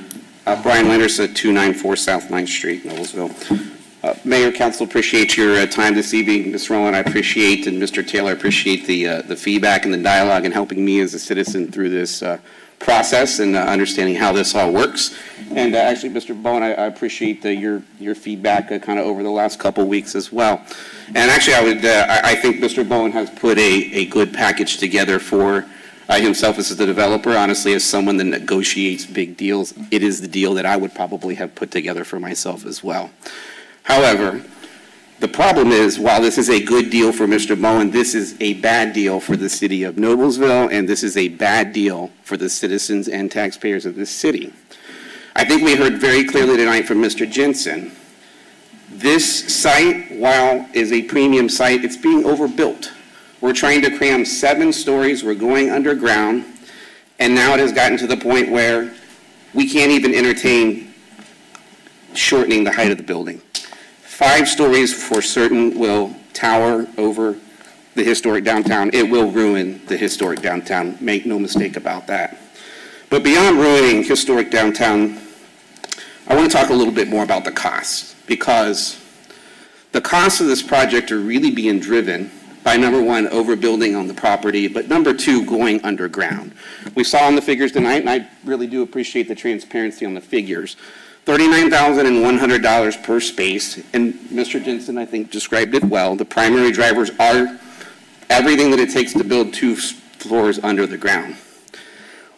Why are we chasing this project? Why don't we abandon the idea, go back to the starting board, and do 2 projects? There is enough money in this project with the $16 million if you don't go under the ground, where we could build a garage at the appropriate height, 3 stories. Mr. Bowen could propose another project on the apartments, probably with more than 80 units. We could extend our downtown beyond just this core that is being overbuilt. And we end up with a win-win-win for everybody. The pace that this is on, and I talked about check the box last week, it does feel a bit like it's on the, based on the dates, a check the box pace. So I'm really asking council to think about this, think about from the citizens' perspective. If you look on your own Facebook page, you'll see 80% of the community doesn't want this project the way in which it's designed. It's pretty clear that this needs to go back to the drawing board. So obviously tonight there's an option to pass it on to planning. There's an option to delay it, right, and can keep talking about it. Or there's just an option to flat out say, no, let's send this back to the drawing board. Let's try again. This doesn't work. And so what I would advocate for the council tonight, representing the city, the citizens of this city, just say no to this project. It's not the right project. A lot of effort has gone in. Yes, some investment money is going to be burned, but that's just the way business works. That's the way these deals work.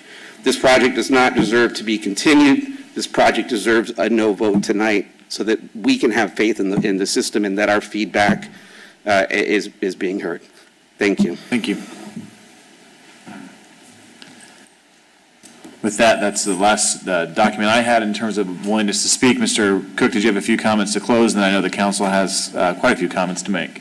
Yeah, you know, I appreciate everyone coming out and sharing their concerns and their questions through email and tonight about the building, about the cost, and about the look. So what we're asking for tonight is to allow us to form this public-private partnership with Rebar to begin the process of designing and building the first new apartments in downtown in over 100 years. We want to attract residents to live in our downtown. We want to support our downtown businesses, and we think that it would resolve the parking problem in our downtown. And that's what we're here to talk about. So we can't achieve the parking capacity if we were to take height off the building. We can't achieve the residents we want to move into downtown by taking off height of the building. I'm confident, though, that Rebar can look at that again and talk with us further on that point. But we also have some concerns whether that would eliminate the commercial opportunities that are on the first floor. So we believe the Levinson is the right size of project and the right location. And with this developer, we're confident that we will achieve the right look. So those are my comments, and I'm happy to take any additional questions. Okay. Additional questions and comments from the council? I got comments. I don't have anything for Mr. Cook. Yeah, Mr. Taylor? Most of these comments are more or less that's how we got here. We had 2 parking studies done. One was in 2009, one was in 2015, and then we did a public survey in 2015 as well. Both of those studies come back and said we need to be thinking about a parking garage. Remind me that the first one was in 2009. So in 2015, we formed a parking task force committee. In 2016, we formed a downtown district committee.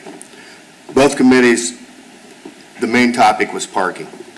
So there was some problems with the 2-hour parking that the business owners and emergents were not happy with, and they want us to change it. Well, the bottom line is it's kind of hard to change when you don't have anywhere for people to go to park for a longer time. So that was a big concern. And then I'll get to complaints. We've had complaints from residents, merchants, and business owners about downtown parking. We've had people leave Noblesville because their downtown parking wasn't long enough and they were getting tickets, so they didn't want to come back. And then we get to future businesses. Future businesses come. We got open storefronts downtown, not very many, but they seen the parking situation and they went elsewhere. And I get to the location. The location, let's don't forget we live in Indiana. This is the best location for this parking lot in this whole project. You get it farther out, people's not going to walk. We got City Hall right out here. It's empty 3/4 of the time because people won't even walk. So proximity has got to be number one, and this is a great proximity place to have it. And then the price of the garage, a lot of you's right. We can build a garage, and that's what it'd be. It'd be a 3-story garage right downtown, and that's all you'd see. That's not what Noblesville wants. I don't think that's what the citizens want. So for me, I think Noblesville deserves better than just a 3-story parking garage. We can get this right, and the rendering, I look at that as just a rendering as a starting point. I think we'll get the design that you people want, the design the city wants, the design this council wants. It's just going to take time, and I'm going to work on that design. We got a vibrant downtown, but we got to have parking, or we're going to lose it. You know, I mean, that's just the bottom line. We've been doing well, but with 2 parking studies, one in 2009 and one in 2015, both tell you need a parking garage. I think the time's now. Thank you. Additional comments from the council? Mr. President. Ms. Wiles. I would echo Mr. Taylor's comments in that I've been a member of the Downtown District Committee, and the whole issue of the parking task force has been an ongoing topic of we've got to be able to have the parking available for the business owners. But we've also gone through a process of doing a housing study and taking a look at what we can do to attract people to come to Noblesville. And you've got the millennials and you've got the empty nesters or the boomers who want to live in an urban environment where they can walk to things and go to restaurants, go to parks, other things. So this project really helps to identify and address 2 major issues that we've been talking about, and I think we'll continue to build upon the success that we've had in downtown Noblesville. I want to applaud the developer, and I'll say Tim Jensen for your work on behalf of the city and working with us and listening to the citizens. And I think we're at a point where we'll be able to have an impact on what this design looks like, so that, yes, while they've presented this initial rendering to us, that's not what the actual end product, I believe, is going to look like. And Shelby continues to tell us that he loves this place. He's a resident of Noblesville. He wants it to look right, and I think that through this whole planning process, we'll be able to have the right project for downtown Noblesville. Additional comments? Mr. Hampton? I asked the question of Mr. Cook a little while ago about if there were other potential developments that were out there that could ease the burden of this particular site. I look at it on a whole and I say, I wish that what we had here was 2 or 3 parcels that were happening at the same time, that we could change the way this is going to look, that we could change, and we will. Again, I keep saying that we don't know yet what it's going to look like. I guess I'm talking about the height. Perhaps we could change and adjust, and might still, if we knew what those other projects could be. And I think Mr. Cook answered it well in that it's a land issue. This is a classic bird in the hand. We own part of this land as a city, and the other parcels have been purchased already to move forward at this spot. And one thing that keeps coming into my head is it's been 100 years since we've had a downtown residential. And some of the problems we have sometimes is we kick things down the road, we keep kicking that can. And maybe it's time to stop kicking the can and actually get something done so we can have residential, we can have parking in downtown Noblesville. Hampton, additional comments, council? Mrs. Rowland, you want to go last? All right. Mr. Boyce, I knew you had to say something. Mr. Boyce. I would echo a lot of what has already been said. As probably the council member who has voted against more multifamily than possibly every other council member combined, but definitely more than any other one here, the one thing that I have asked for a multitude of times is multifamily with walkability. I hate it when we put apartment complexes in places where they're way out in the middle of nowhere.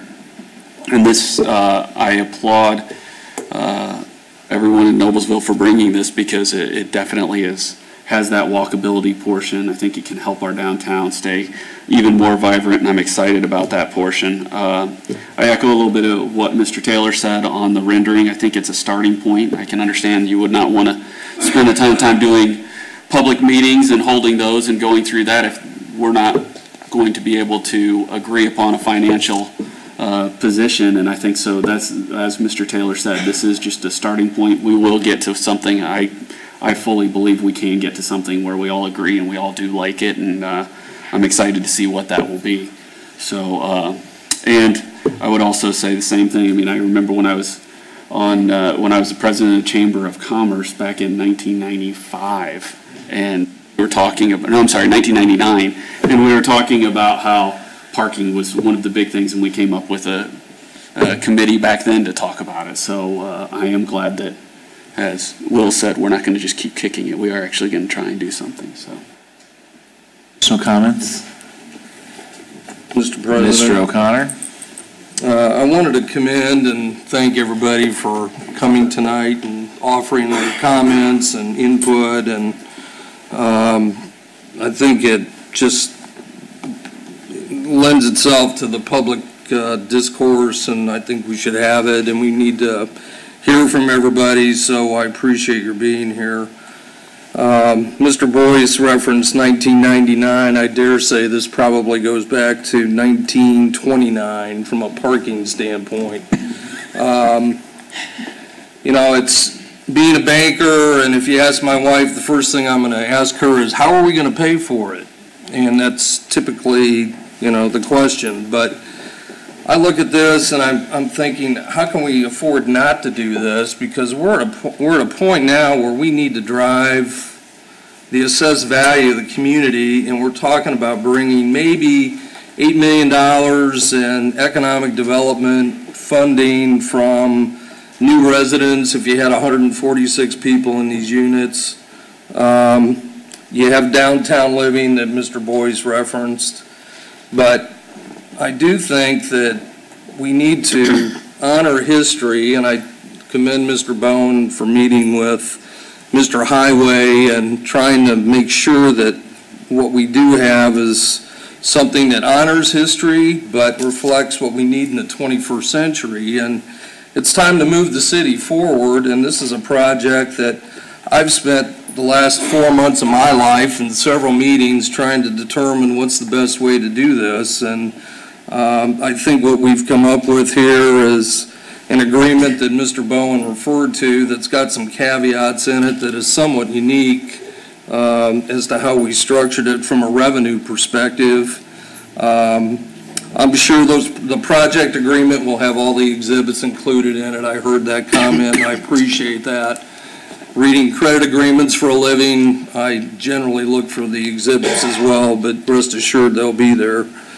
But given everything that I've seen, and you do the pros and cons, I think this is an investment that we're making in the future of Noblesville, and it's going to be there 50 and 75 years from now. And I don't know if we're going to be driving hovercrafts or vehicles at that point, but all I know at this point is we need parking. We need that parking to make downtown continue to be vibrant. So with that, I'm going to make a motion to approve RC-12-18, and then Mary Sue can. Yeah, hold on.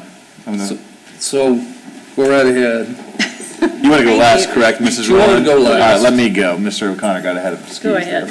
I got over my There you go. skis, but No, I'll go ahead and speak, and then I'll let Ms. Rowland cap it at the very end. But I just, I want to echo what Mr. Boyce said. You mentioned 1999. I think I came out of the womb and the OBGYN was talking about parking in downtown Noblesville. I truly believe that, and I've said for a long time, I think what we're attempting to accomplish tonight is to take this issue across the start line and continue to start this conversation about the future of Noblesville and what this project looks like. And I just want to say, on behalf of 8 people sitting up here who I know love this community, I just want to say thank you to each of you for taking time to be here tonight. It is not easy to walk up to that podium and to speak. It's a lot easier to comment on Facebook pages, and many have done that. And we appreciate the feedback. I sat in the break room this morning tonight from 5 to 7, and some folks stopped by to talk to me then. And we just really, really appreciate it. We're here to represent you, and we appreciate you taking time. If this was easy, it would have been done a long time ago. I truly believe that. So I'm excited about the future. I know there's a lot of changes to be made. There's changes that have to be made. There's changes that we want to have made to this project. But I am excited about it, and I just wanted to echo what so many people have said and say thank you for participating in this process tonight. Mr. Johnson, do you have some comments, and then I'll let Mr. Rowland. If we want Ms. Rowland to finish up, I'd be happy to. Ms. Wiles touched on it this evening, and it's one of the things we talked about last week, or 2 weeks ago in our last meeting, which is that Shelby and Tim have brought to us, I think, a very viable solution to issues that have been raised by citizens and has been needed by citizens and needed by the city for way too many years. And I think it's a very, very viable solution. With that, I'd like to second Mr. O'Connor's motion. Let Mrs. Rowland go first before we move on for that. So, Mrs. Rowland. I appreciate that. I'm here for you. Make sure you speak in the microphone so everybody can hear you. I will. I will. I have lots of comments. I have several versions of my comments. So I want to hear all your comments, and then I'll give you my comments. But I can't decide which one I want to use because I think this was a good conversation tonight. My concern, can we continue that conversation? I do want to say one thing, though. I was thinking about this today. 19 years I have been in some capacity elected to this community. I was born here. I'm very passionate about the downtown. I don't really care so much about some of the other development, it's okay. But the downtown is kind of my baby because, and I take that responsibility. I am the senior member. I have been called old by Mr. Cook. I ask him, please don't say that again. My grandmother had a shop in downtown Noblesville for 40 years. We've been in downtown, our family has been in downtown with a business for 47 years. And we are in one of the oldest buildings in the downtown. I'm very proud of that. So we've been 100 years. I say we've been way too long. We should have been doing more. We should have a master plan for our downtown. We should have a lot of detail. I'm kind of getting nervous when it's a little bit out there and we don't really know where we're headed. I also think it from a citizen standpoint, and very honestly my standpoint, is it takes a lot of faith to go through this process. And many times, once it leaves our body, then we kind of lose track of it. And we don't hear all the detail. And tonight's a great example. Mr. O'Connor said he's been working on this several months. Well, I haven't. Nobody called me. You know, and that's a problem. We should all be involved equally in this process. I think everyone in this room wants the best for our downtown. I certainly do. I think we all know it's what makes us, really and truly. Everybody else is trying hard. Fishers is a mess, in my opinion. Carmel's got some good points. Too many roundabouts, but some good points. But we've got the real deal here, and that's what we're trying to hang on to. I appreciate Mr. Bowen. I think he's trying very hard, but you know, it boils down to money more than maybe the historic side of what some of us might like to see. Again, it takes a lot of faith. I'm wondering if all the questions have been answered, and I'm sure they haven't because we haven't gone through the whole process. I think downtown's an open book. I would like to throw out a couple points. I'd like to see more commercial in this building. That's a great opportunity to really get our retail down to that end of the city. The other thing, I hear parking, and I will tell you it's been 80 years. Parking, because I looked it up one time, in the minutes of the city of Noblesville. It's 80 years we've been talking about parking. And now I hear this is the absolute solution. And it was even stated in a nice article in the Reporter. But it's not the total solution. In our strategic master plan, it was proposed 3 parking garages placed strategically throughout the downtown. So to kind of think this is going to work, and there's a lot more work we need to do. One is educating our retailers downtown that every parking space has a value, and don't let your workers park in front of your store.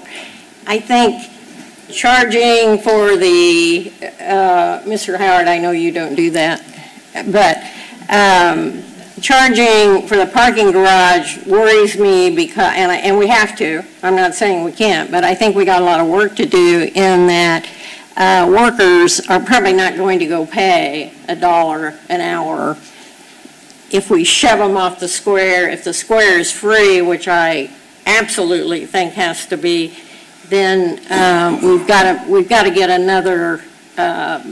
some more options going. So I'm going to be really brave here and put you on the spot, Mr. Rogan. You've been working on this a long time, and obviously we're all at different levels. The community, me, others, we don't have a true, total understanding.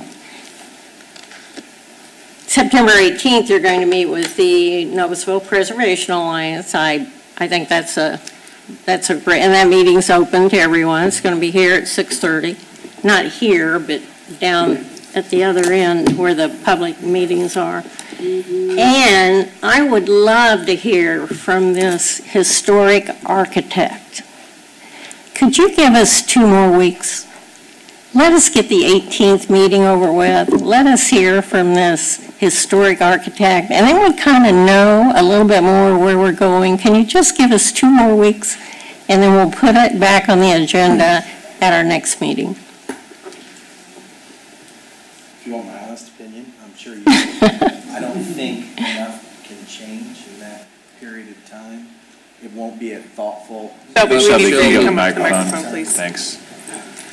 I can appreciate why that doesn't seem like a burdensome question. I don't think that it's going to change the dynamics of the project, and it's really just becoming increasingly more difficult for us to continue to make changes without an agreement with the city. So my honest opinion is I wouldn't be inclined to say yes, that's fine, but I'm beholden to the decision makers, so, but that's my honest answer.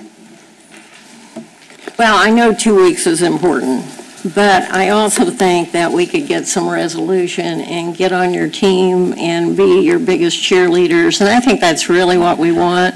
Yeah, and I would say this, to me, that's gonna occur. If we reach an agreement, I've been honest in saying that I'm open, and that's why the meetings are scheduled, and I think it'll be more than the 18th. I don't think the 18th is enough to come to a resolution. Well, I don't either. I agree with that. But that's why I mentioned I've been 19 years in this business, and it doesn't always happen. And I know you have all the greatest intentions, but you're not always going to be in this room full of people helping to push this forward. And since we've been 100 years in the making, and I think there are some legitimate concerns, because what we have, or what we're getting, is going to be another 100 years. We're going to have to look at it.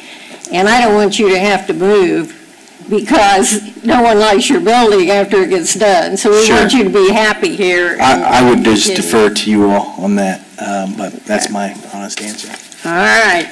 Well, then it's up to us to make sure that, and I say this to everyone here, it's up to all of us to make sure that our voices are heard, that the input is appropriate, and I know everyone's very anxious to hear from the architect. It's, and we want it special. We want it very special. Very important corner.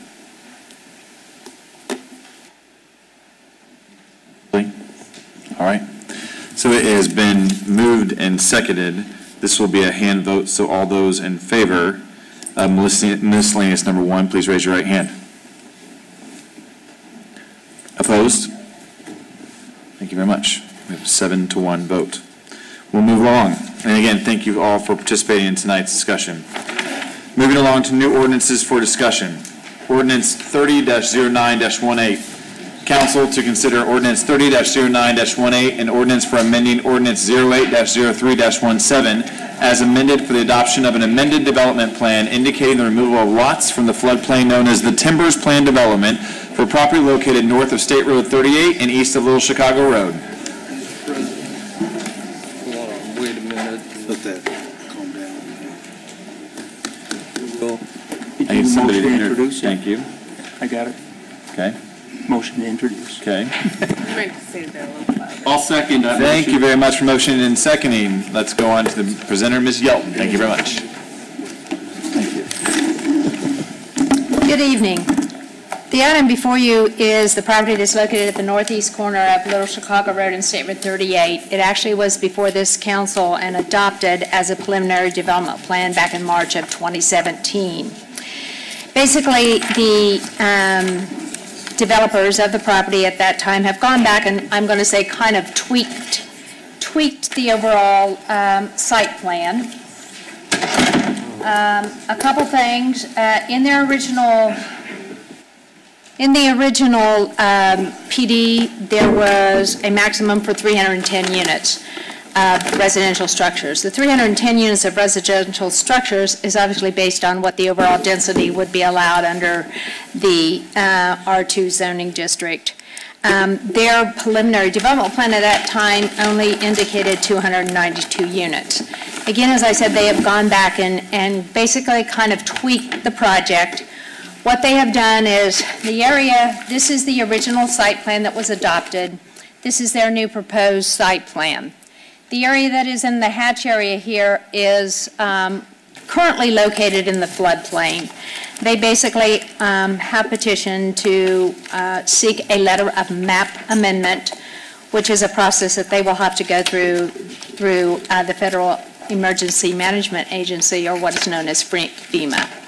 Once, if and when we get that approval back from FEMA, then we can actually go back in and actually change the zone map.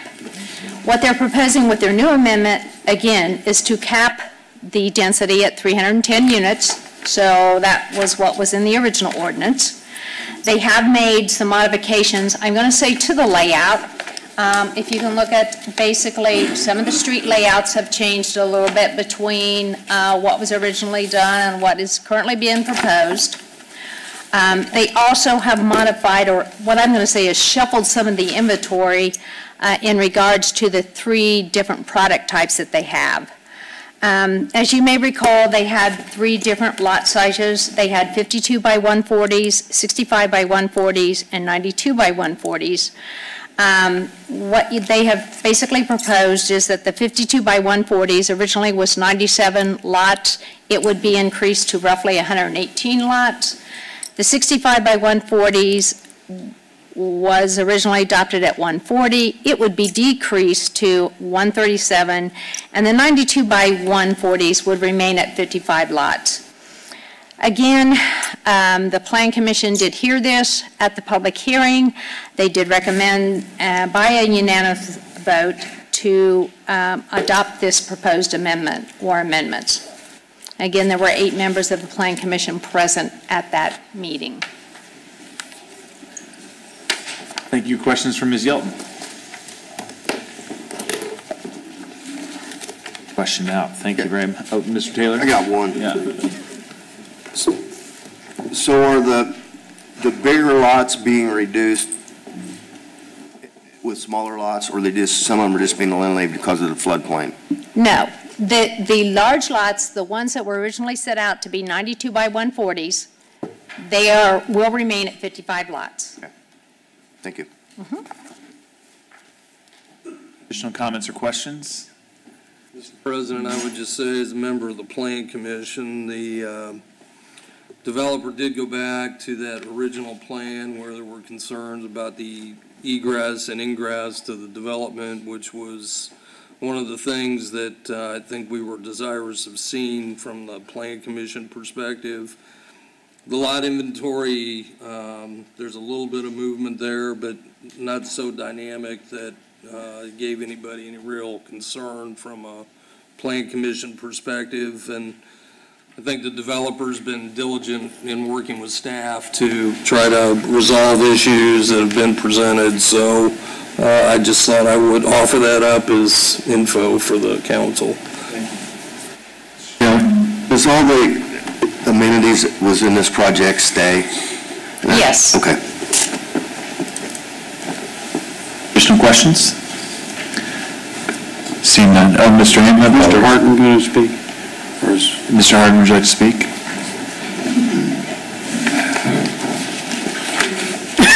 Change my thought from downtown redevelopment to this project, but for the record, my name is Steve Harden. I'm attorney at the law firm of Fagery Baker Daniels. I'm pleased to be here representing Dries Homes. With me from Dries is Randy McNutt and Michael Franciscani. I'll be extremely brief. This project was introduced to you at first reading. The request was to take a really hard look at moving the entrance, which here we were in 2017.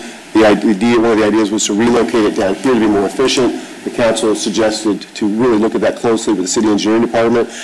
Dries' team did that, and in conjunction with that discussion, agreed to relocate it back to here. So that was the main issue from the city council introduction. There are no development standards being changed whatsoever. Everything that's being done is driven by the engineering, the floodplain, and wetlands, and you can see the differences on the plan. There were no remonstrance from the public. We had a unanimous favorable recommendation. And if there aren't any specific homework that you want us to do, we would respectfully request considering suspending the rules and voting tonight. We were continued twice at the Plan Commission, just working with the city on some sanitary sewer issues unrelated to the actual preliminary development plan. So we would offer that for your consideration.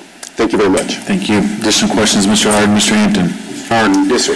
Originally, when this came forth, of course, that's a lot of it is my district, but all along that border, South Harbor, and I think West Harbor's in there also, and then also Morse Point. Yes, sir. There was a question then that we resolved with the buffer, especially on the southeast, I think, portion of this, that protected the tree line that is there. And there was actually a particular tree that we because you remember this, Mayor, we went out and drew the line a little bit more so that we could protect this tree. And I don't think Mr. Rivercombe is here. I don't think he came, but that was what we were concerned about. When I saw the drawing sort of changing, I was wondering what's going on with that boundary on that side. Thank you. Absolutely no change whatsoever to the boundary, the tree preservation area.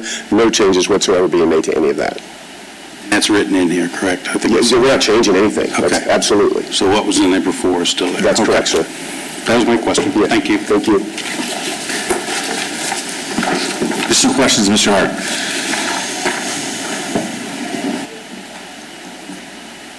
President, Ms. Wiles? I would make a motion that we suspend the rules and pass this on first reading. The motion, is there a second? I'll second. All those in favor of suspending the rules and passing on first reading? 9-0. With that, we'll entertain a motion to approve. Ms. Wiles? 300918. So, Mr. President, I would make a motion that we approve council to adopt ordinance number 30-09-18. Ordinance amending ordinance -08-3-17 as amended for the adoption of an amended development plan indicated for the removal of lots from the floodplain known as the Timbers Plain Development, the property north of State Road 38, east of Little Chicago Road. Second. There we go. Motion and second. Clerk will call the roll. Sorry. Just to let you all know, all we need is the number of the ordinance. That will identify it well enough. I feel like you change that every time. So. I'm just trying to lighten the mood a little bit. We've been scolded before saying the whole thing. It's a process. Sorry. Okay. Mr. Hampton. Aye. Mr. Johnson. Aye. Mr. O'Connor. Aye. Ms. Rowland. Aye. Mr. Taylor. Aye. Ms. Wiles. Aye. Mr. Ayer. Aye. Mr. Boyce. Aye. Mr. Jensen. Aye. 9-0, the ordinance is adopted. Thank you. Thank you very much. Appreciate it. Thank you. Moving right along, we'll take these next two new ordinances together. New ordinance 28-09-18. Council to consider ordinance 28-09-18, an ordinance for a change from zoning from R1 single-family residential to R3 single-family residential and R5 multifamily residential for approximately 63 acres located east of Mill Creek Road, north of 171st Street, and west of Willoughby Road. Also, new ordinance 28-09-18. 29-09-18, rather, I apologize. Council to consider ordinance 29-09-18, an ordinance for a change from zoning from R3 single-family residential and R5 multifamily residential to R3 R5 PD, and the adoption of a preliminary development plan and standards for approximately 63 acres to be known as Midland Overlook Plan Development located east of Mill Creek Road, north of 171st Street, and west of Willoughby Road. Mr. Ayers? Mr. Council. President and Council, for the first time in 14 years, I have to declare a conflict of interest twice in the same meeting. And very few conflicts over that 14 and a half years, but I do have a relationship and a contractual agreement with the seller and the purchaser of this property, so I will recuse myself from the conversation. Thank you very much. Do I have a motion to introduce? Motion to introduce. Second. Moved and seconded. Good evening, Justin. Good evening, or night. Yeah. These ordinances have been submitted by Lennar Homes and Nelson and Frankenberger for a new residential development to be called Midland Overlook. As submitted, the development contains 174 dwelling units on a project site of approximately 63 acres. 144 of these units will be single-family detached structures, and 6 townhome structures containing a total of 30 single-family attached units have also been proposed at the northwest part of the site adjacent to the Midland Trace Trail. You may recall that this filing was originally introduced to the council on June 12th of this year. During that meeting, it was requested that the townhome structures be designed as rear load units with front entries oriented towards the Midland Trace Trail, and the applicants have incorporated the suggested design into the plans being presented tonight. One notable waiver that has been requested in ordinance 29-9-18 relates to the planning requirements for the landscape buffer yard along the perimeter of the development. The applicants have requested the ability to construct a 3-foot berm in lieu of the required shrubs along the western, southern, and eastern property boundaries. As proposed by the applicants, shrubs must be provided for 150 feet on each side of the entrances to the development on East 171st Street and Willoughby Road, and in these areas a berm cannot be substituted for shrubs. When this filing was presented to the Plan Commission on August 20th, staff recommended a stipulation that would prohibit an earthen berm from being provided in lieu of shrubs along the entire southern and eastern property boundaries on which this site has street frontage. The landscape buffer yard regulations requested by the applicants and stipulated by staff have been illustrated in exhibits 4 and 5 that were included in your staff reports. These applications received favorable recommendations from the Plan Commission during the August 20th meeting, and though the planning regulations for the landscape buffer yard were discussed at that meeting, it's unclear whether the motion was made with the intent to follow staff's recommended stipulation or to grant the waiver as requested by the applicants. And real quick here,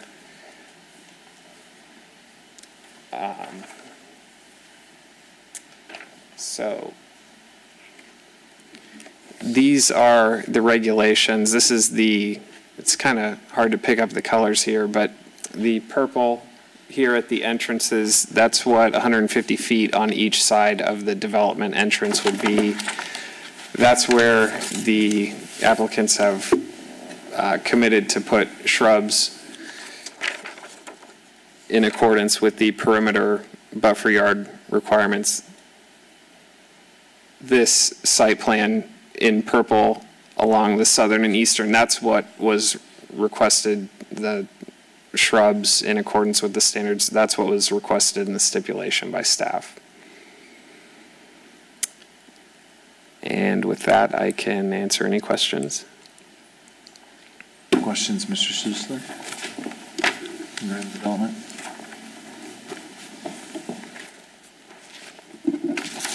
Aaron out.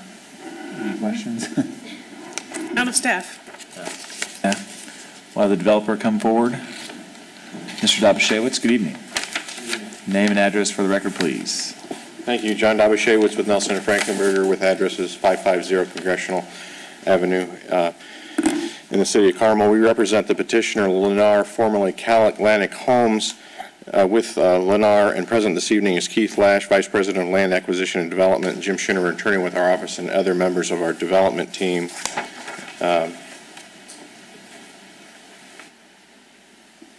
It's the site plan. The request was introduced to the City Council as indicated by staff on June 12th. At that time, the Council had offered up comments and suggestions which have been incorporated into the plans and in the ordinance prior to the matter being presented in front of the Plan Commission. On August 15th, Lennar conducted a neighborhood meeting at which time they addressed neighbors' questions regarding the real estate, and Lennar met separately with residents of the Willow Lake neighborhood and have received a letter of support from the Willow Lake HOA Board. The Plan Commission public hearing for Midland Overlook occurred on August 20th. At the conclusion of its review, the Plan Commission forwarded to the Council a favorable recommendation for approval of the Midland Overlook PUD as well as the rezone request with the stipulations as described by staff. The item which is of question is relative to the matter that Justin reviewed with you.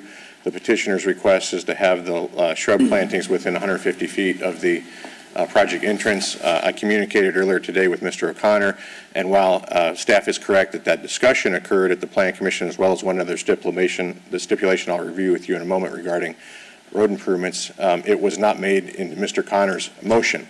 However, that item regarding landscaping as well as the offer that was made by the petitioner regarding road improvements, I'm sure was part of the Plan Commission's consideration, and Mr. O'Connor, not to put words in his mouth, indicated to me that that was his intent to forward the recommendation subject to those two stipulations. The one other stipulation regarding traffic and the proposal, after completing a traffic study and submitting that to the Department of Engineering, Lennar committed to working with the city and NDOT in making recommended improvements at the intersection of Willow View Road and State Road 32, as well as Mill Creek Road and State Road 32, and entering into a separate agreement with the city for reimbursement of road impact fee monies. So that is part of the consideration that was given by the Plan Commission. Part of the information we provided you in advance of tonight's meeting. We're not shirking that commitment. We're just indicating to the plan, what I think staff's indicating is it wasn't made part of the motion, but it was certainly part of the discussion and certainly a commitment that Lennar is living up to. We're not asking you not to consider it because it wasn't part of the official motion. We're asking for its consideration this evening and making it part of the record tonight that it's part of the proposal. Again, as indicated by staff, the proposal comes to you with a favorable recommendation from the Plan Commission. We're asking for your consideration this evening of first reading. The one item that I would want to review with the Plan Commission, and of particular importance, when this matter was introduced to you and originally filed in April, the petitioner was asked to do several things. One was it was all one product, and they were asked to introduce multiple products, and there's a reason for an empty nester product here, a product here geared towards millennials, and then the addition of townhomes along the Midland frontage. That's 30 townhomes. When it was presented to you in June, the council asked for, could you consider flipping those around because previously the garage doors faces the Midland and they were front-loading units. The revised proposal identified here on the plan illustrates that the front doors would face the Midland with the garages behind facing interior to the site. This illustration, which is included in your informational submittal, shows the front of the townhomes. This is the side that would face the Midland. This is the interior side facing with the garage doors and the side view on each side. So it would be the petitioners complied with that request and that suggestion in providing the fronts of the dwellings that would face the Midland, those seen right here. Again, we're asking for first reading and consideration of the request this evening. We would return back to you perhaps at your next meeting if all the issues are addressed to your satisfaction for adoption, consideration, and final reading. With that, I'll conclude. We'd be glad to address any additional questions the council may have. Thank you, Mr. Noblesville. Questions for Mr. Noblesville, Mr. Taylor? The improvements on the roadways, will that be done when you start the development, before the development, or after the development? It'll be done with the first phase of construction of the development. So in all likelihood, at the same time you're seeing the first homes occupied, those improvements will be completed. We can add that as a condition. So when you start seeing site construction on the site, that's the same time you'll see work started at 32 or thereabouts. And I believe that before the first C of O would be issued on the first resident, it's all in all likelihood those improvements, depending on the time of year, if we get into a situation with weather, that they would be completed at that time. Mill Creek too? But both the intersection of Mill Creek and Willowview. Waivers. I see there's 9. I know it's late, but can you give me why so many waivers? The waivers primarily are related to the underlying development standards for the R5 and the R3 zoning, where the lot sizes and setbacks have been modified per those underlying zoning. It was introducing the additional product types, the townhomes and the lots to accommodate the empty nester project. That's the result of the waivers, and those were brought up by staff as part of the Plan Commission consideration and then addressed as part of our informational submittal to the Plan Commission. Wiles. And this is Mr. Noblesville or to Mr. O'Connor. Please explain or clarify again, because we've been sitting here a while. What had you been wanting to have be part of the motion, or what wasn't part of the motion at the Plan Commission? I think it had to do with the berms and what staff had proposed and what was actually in the written motion that was made that should not have been omitted. And then, of course, there was the road improvements that Mr. Berry had discussed in the Plan Commission meeting, which I think was something that all the Plan Commission members were in favor of. And I think that was, those things must have not gotten into the motion specifically. I haven't seen the minutes yet, so, but maybe Justin can address that. Or so in Mr. O'Connor's defense, we were having technical difficulties that night, so a lot of the information wasn't available. The motion was made as written in the staff report, but there was some additional conversation that wasn't addressed by the staff report, conditions and stipulations. There was additional dialogue that occurred at that Plan Commission meeting. And it sounds like Mr. O'Connor was, amenable to that dialogue. It just wasn't part of the motion or the recommendation as it came through. And it's primarily. So are we considering the staff's recommendation or what's being proposed by the developer? Buffers.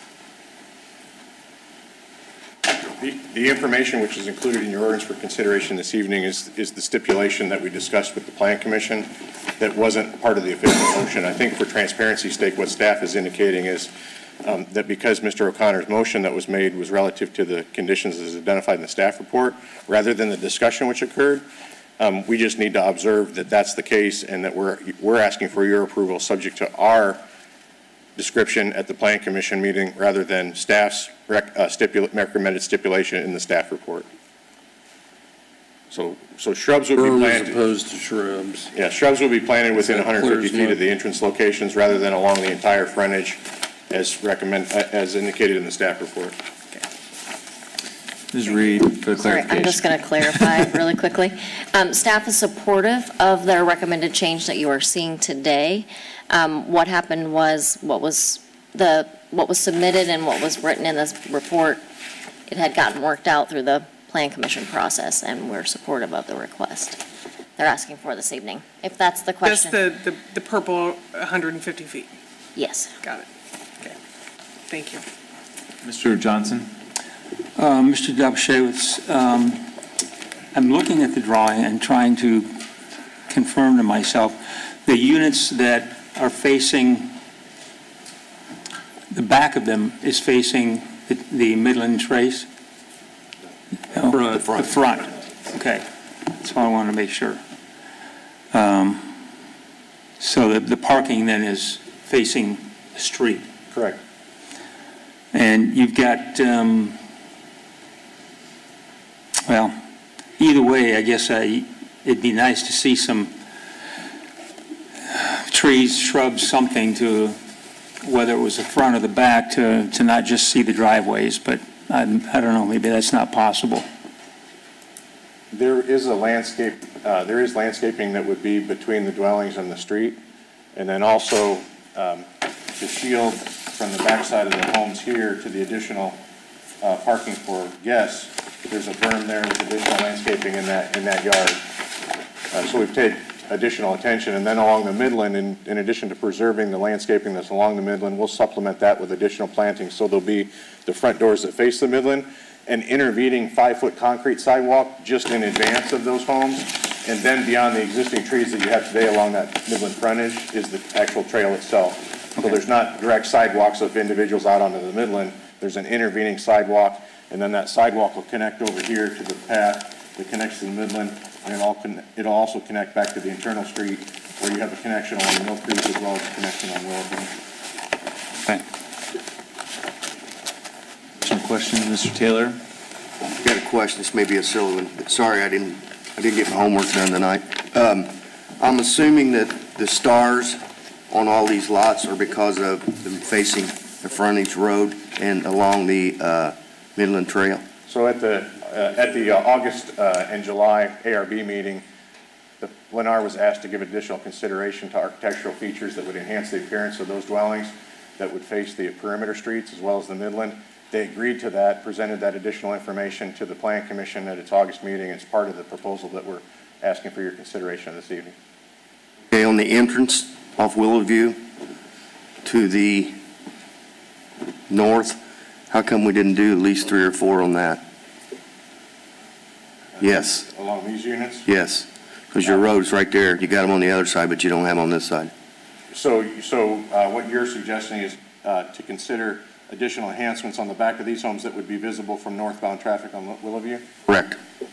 We can take that into consideration, and we'll have a response for you before we come back to your next meeting. Additional comments, Mr. Dobshewitz? Mr. Hampton? How tall are the structures that are right along the trail? They're limited to 2-story in height. Okay. So that's the 2 stories? Yep. And there will be 1 stories in there too, or some of them? No, all the townhome dwellings are, all the townhomes that you see along here are 2-story dwellings. They had considered a 3-story product, but with the industrial use on the north side, they felt like there would be some visibility issues from the top floor of those townhomes over into the industrial, so they wanted to limit it to a 2-story height.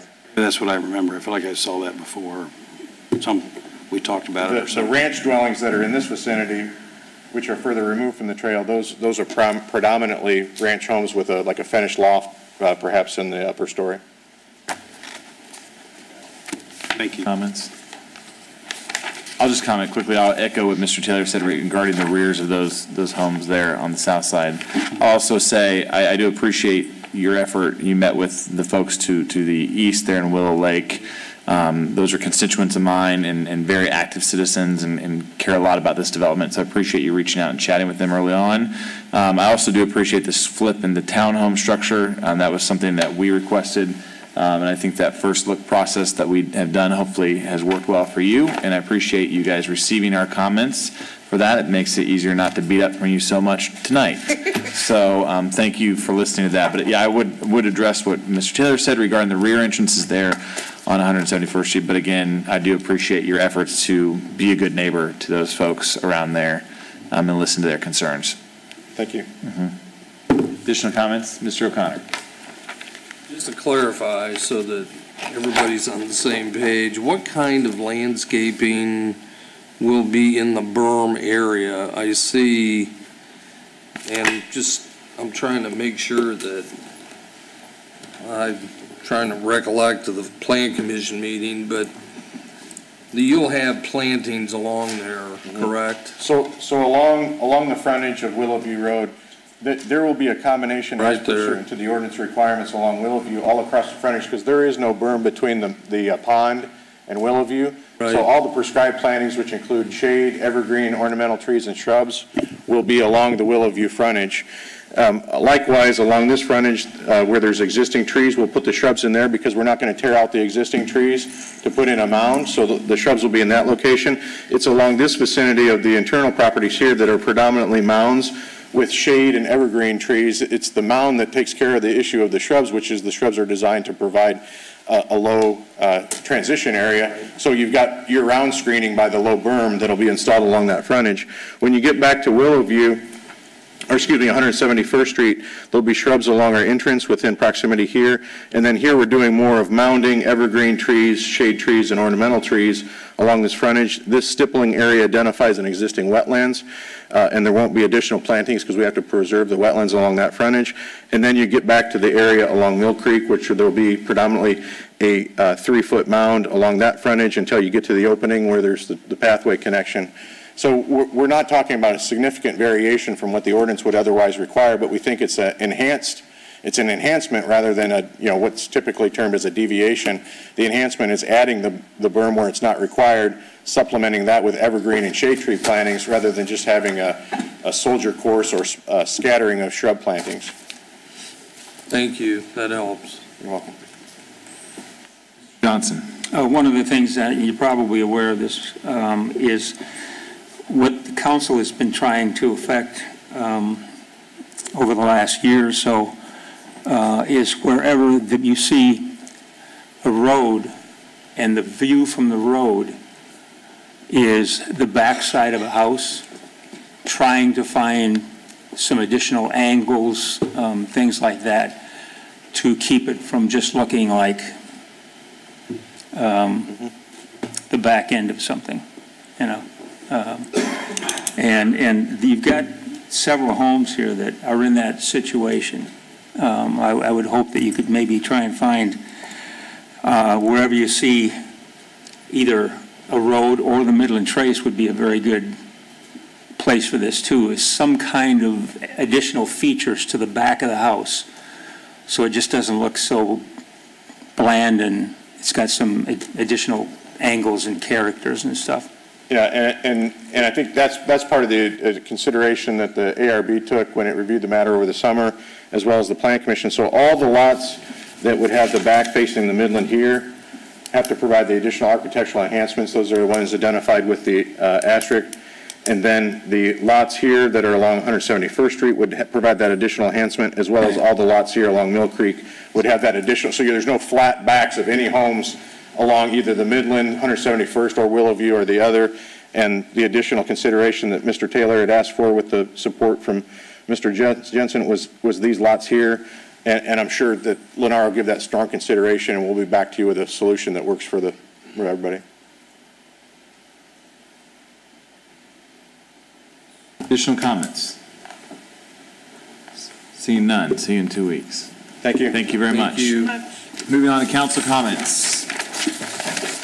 As if there's more to say.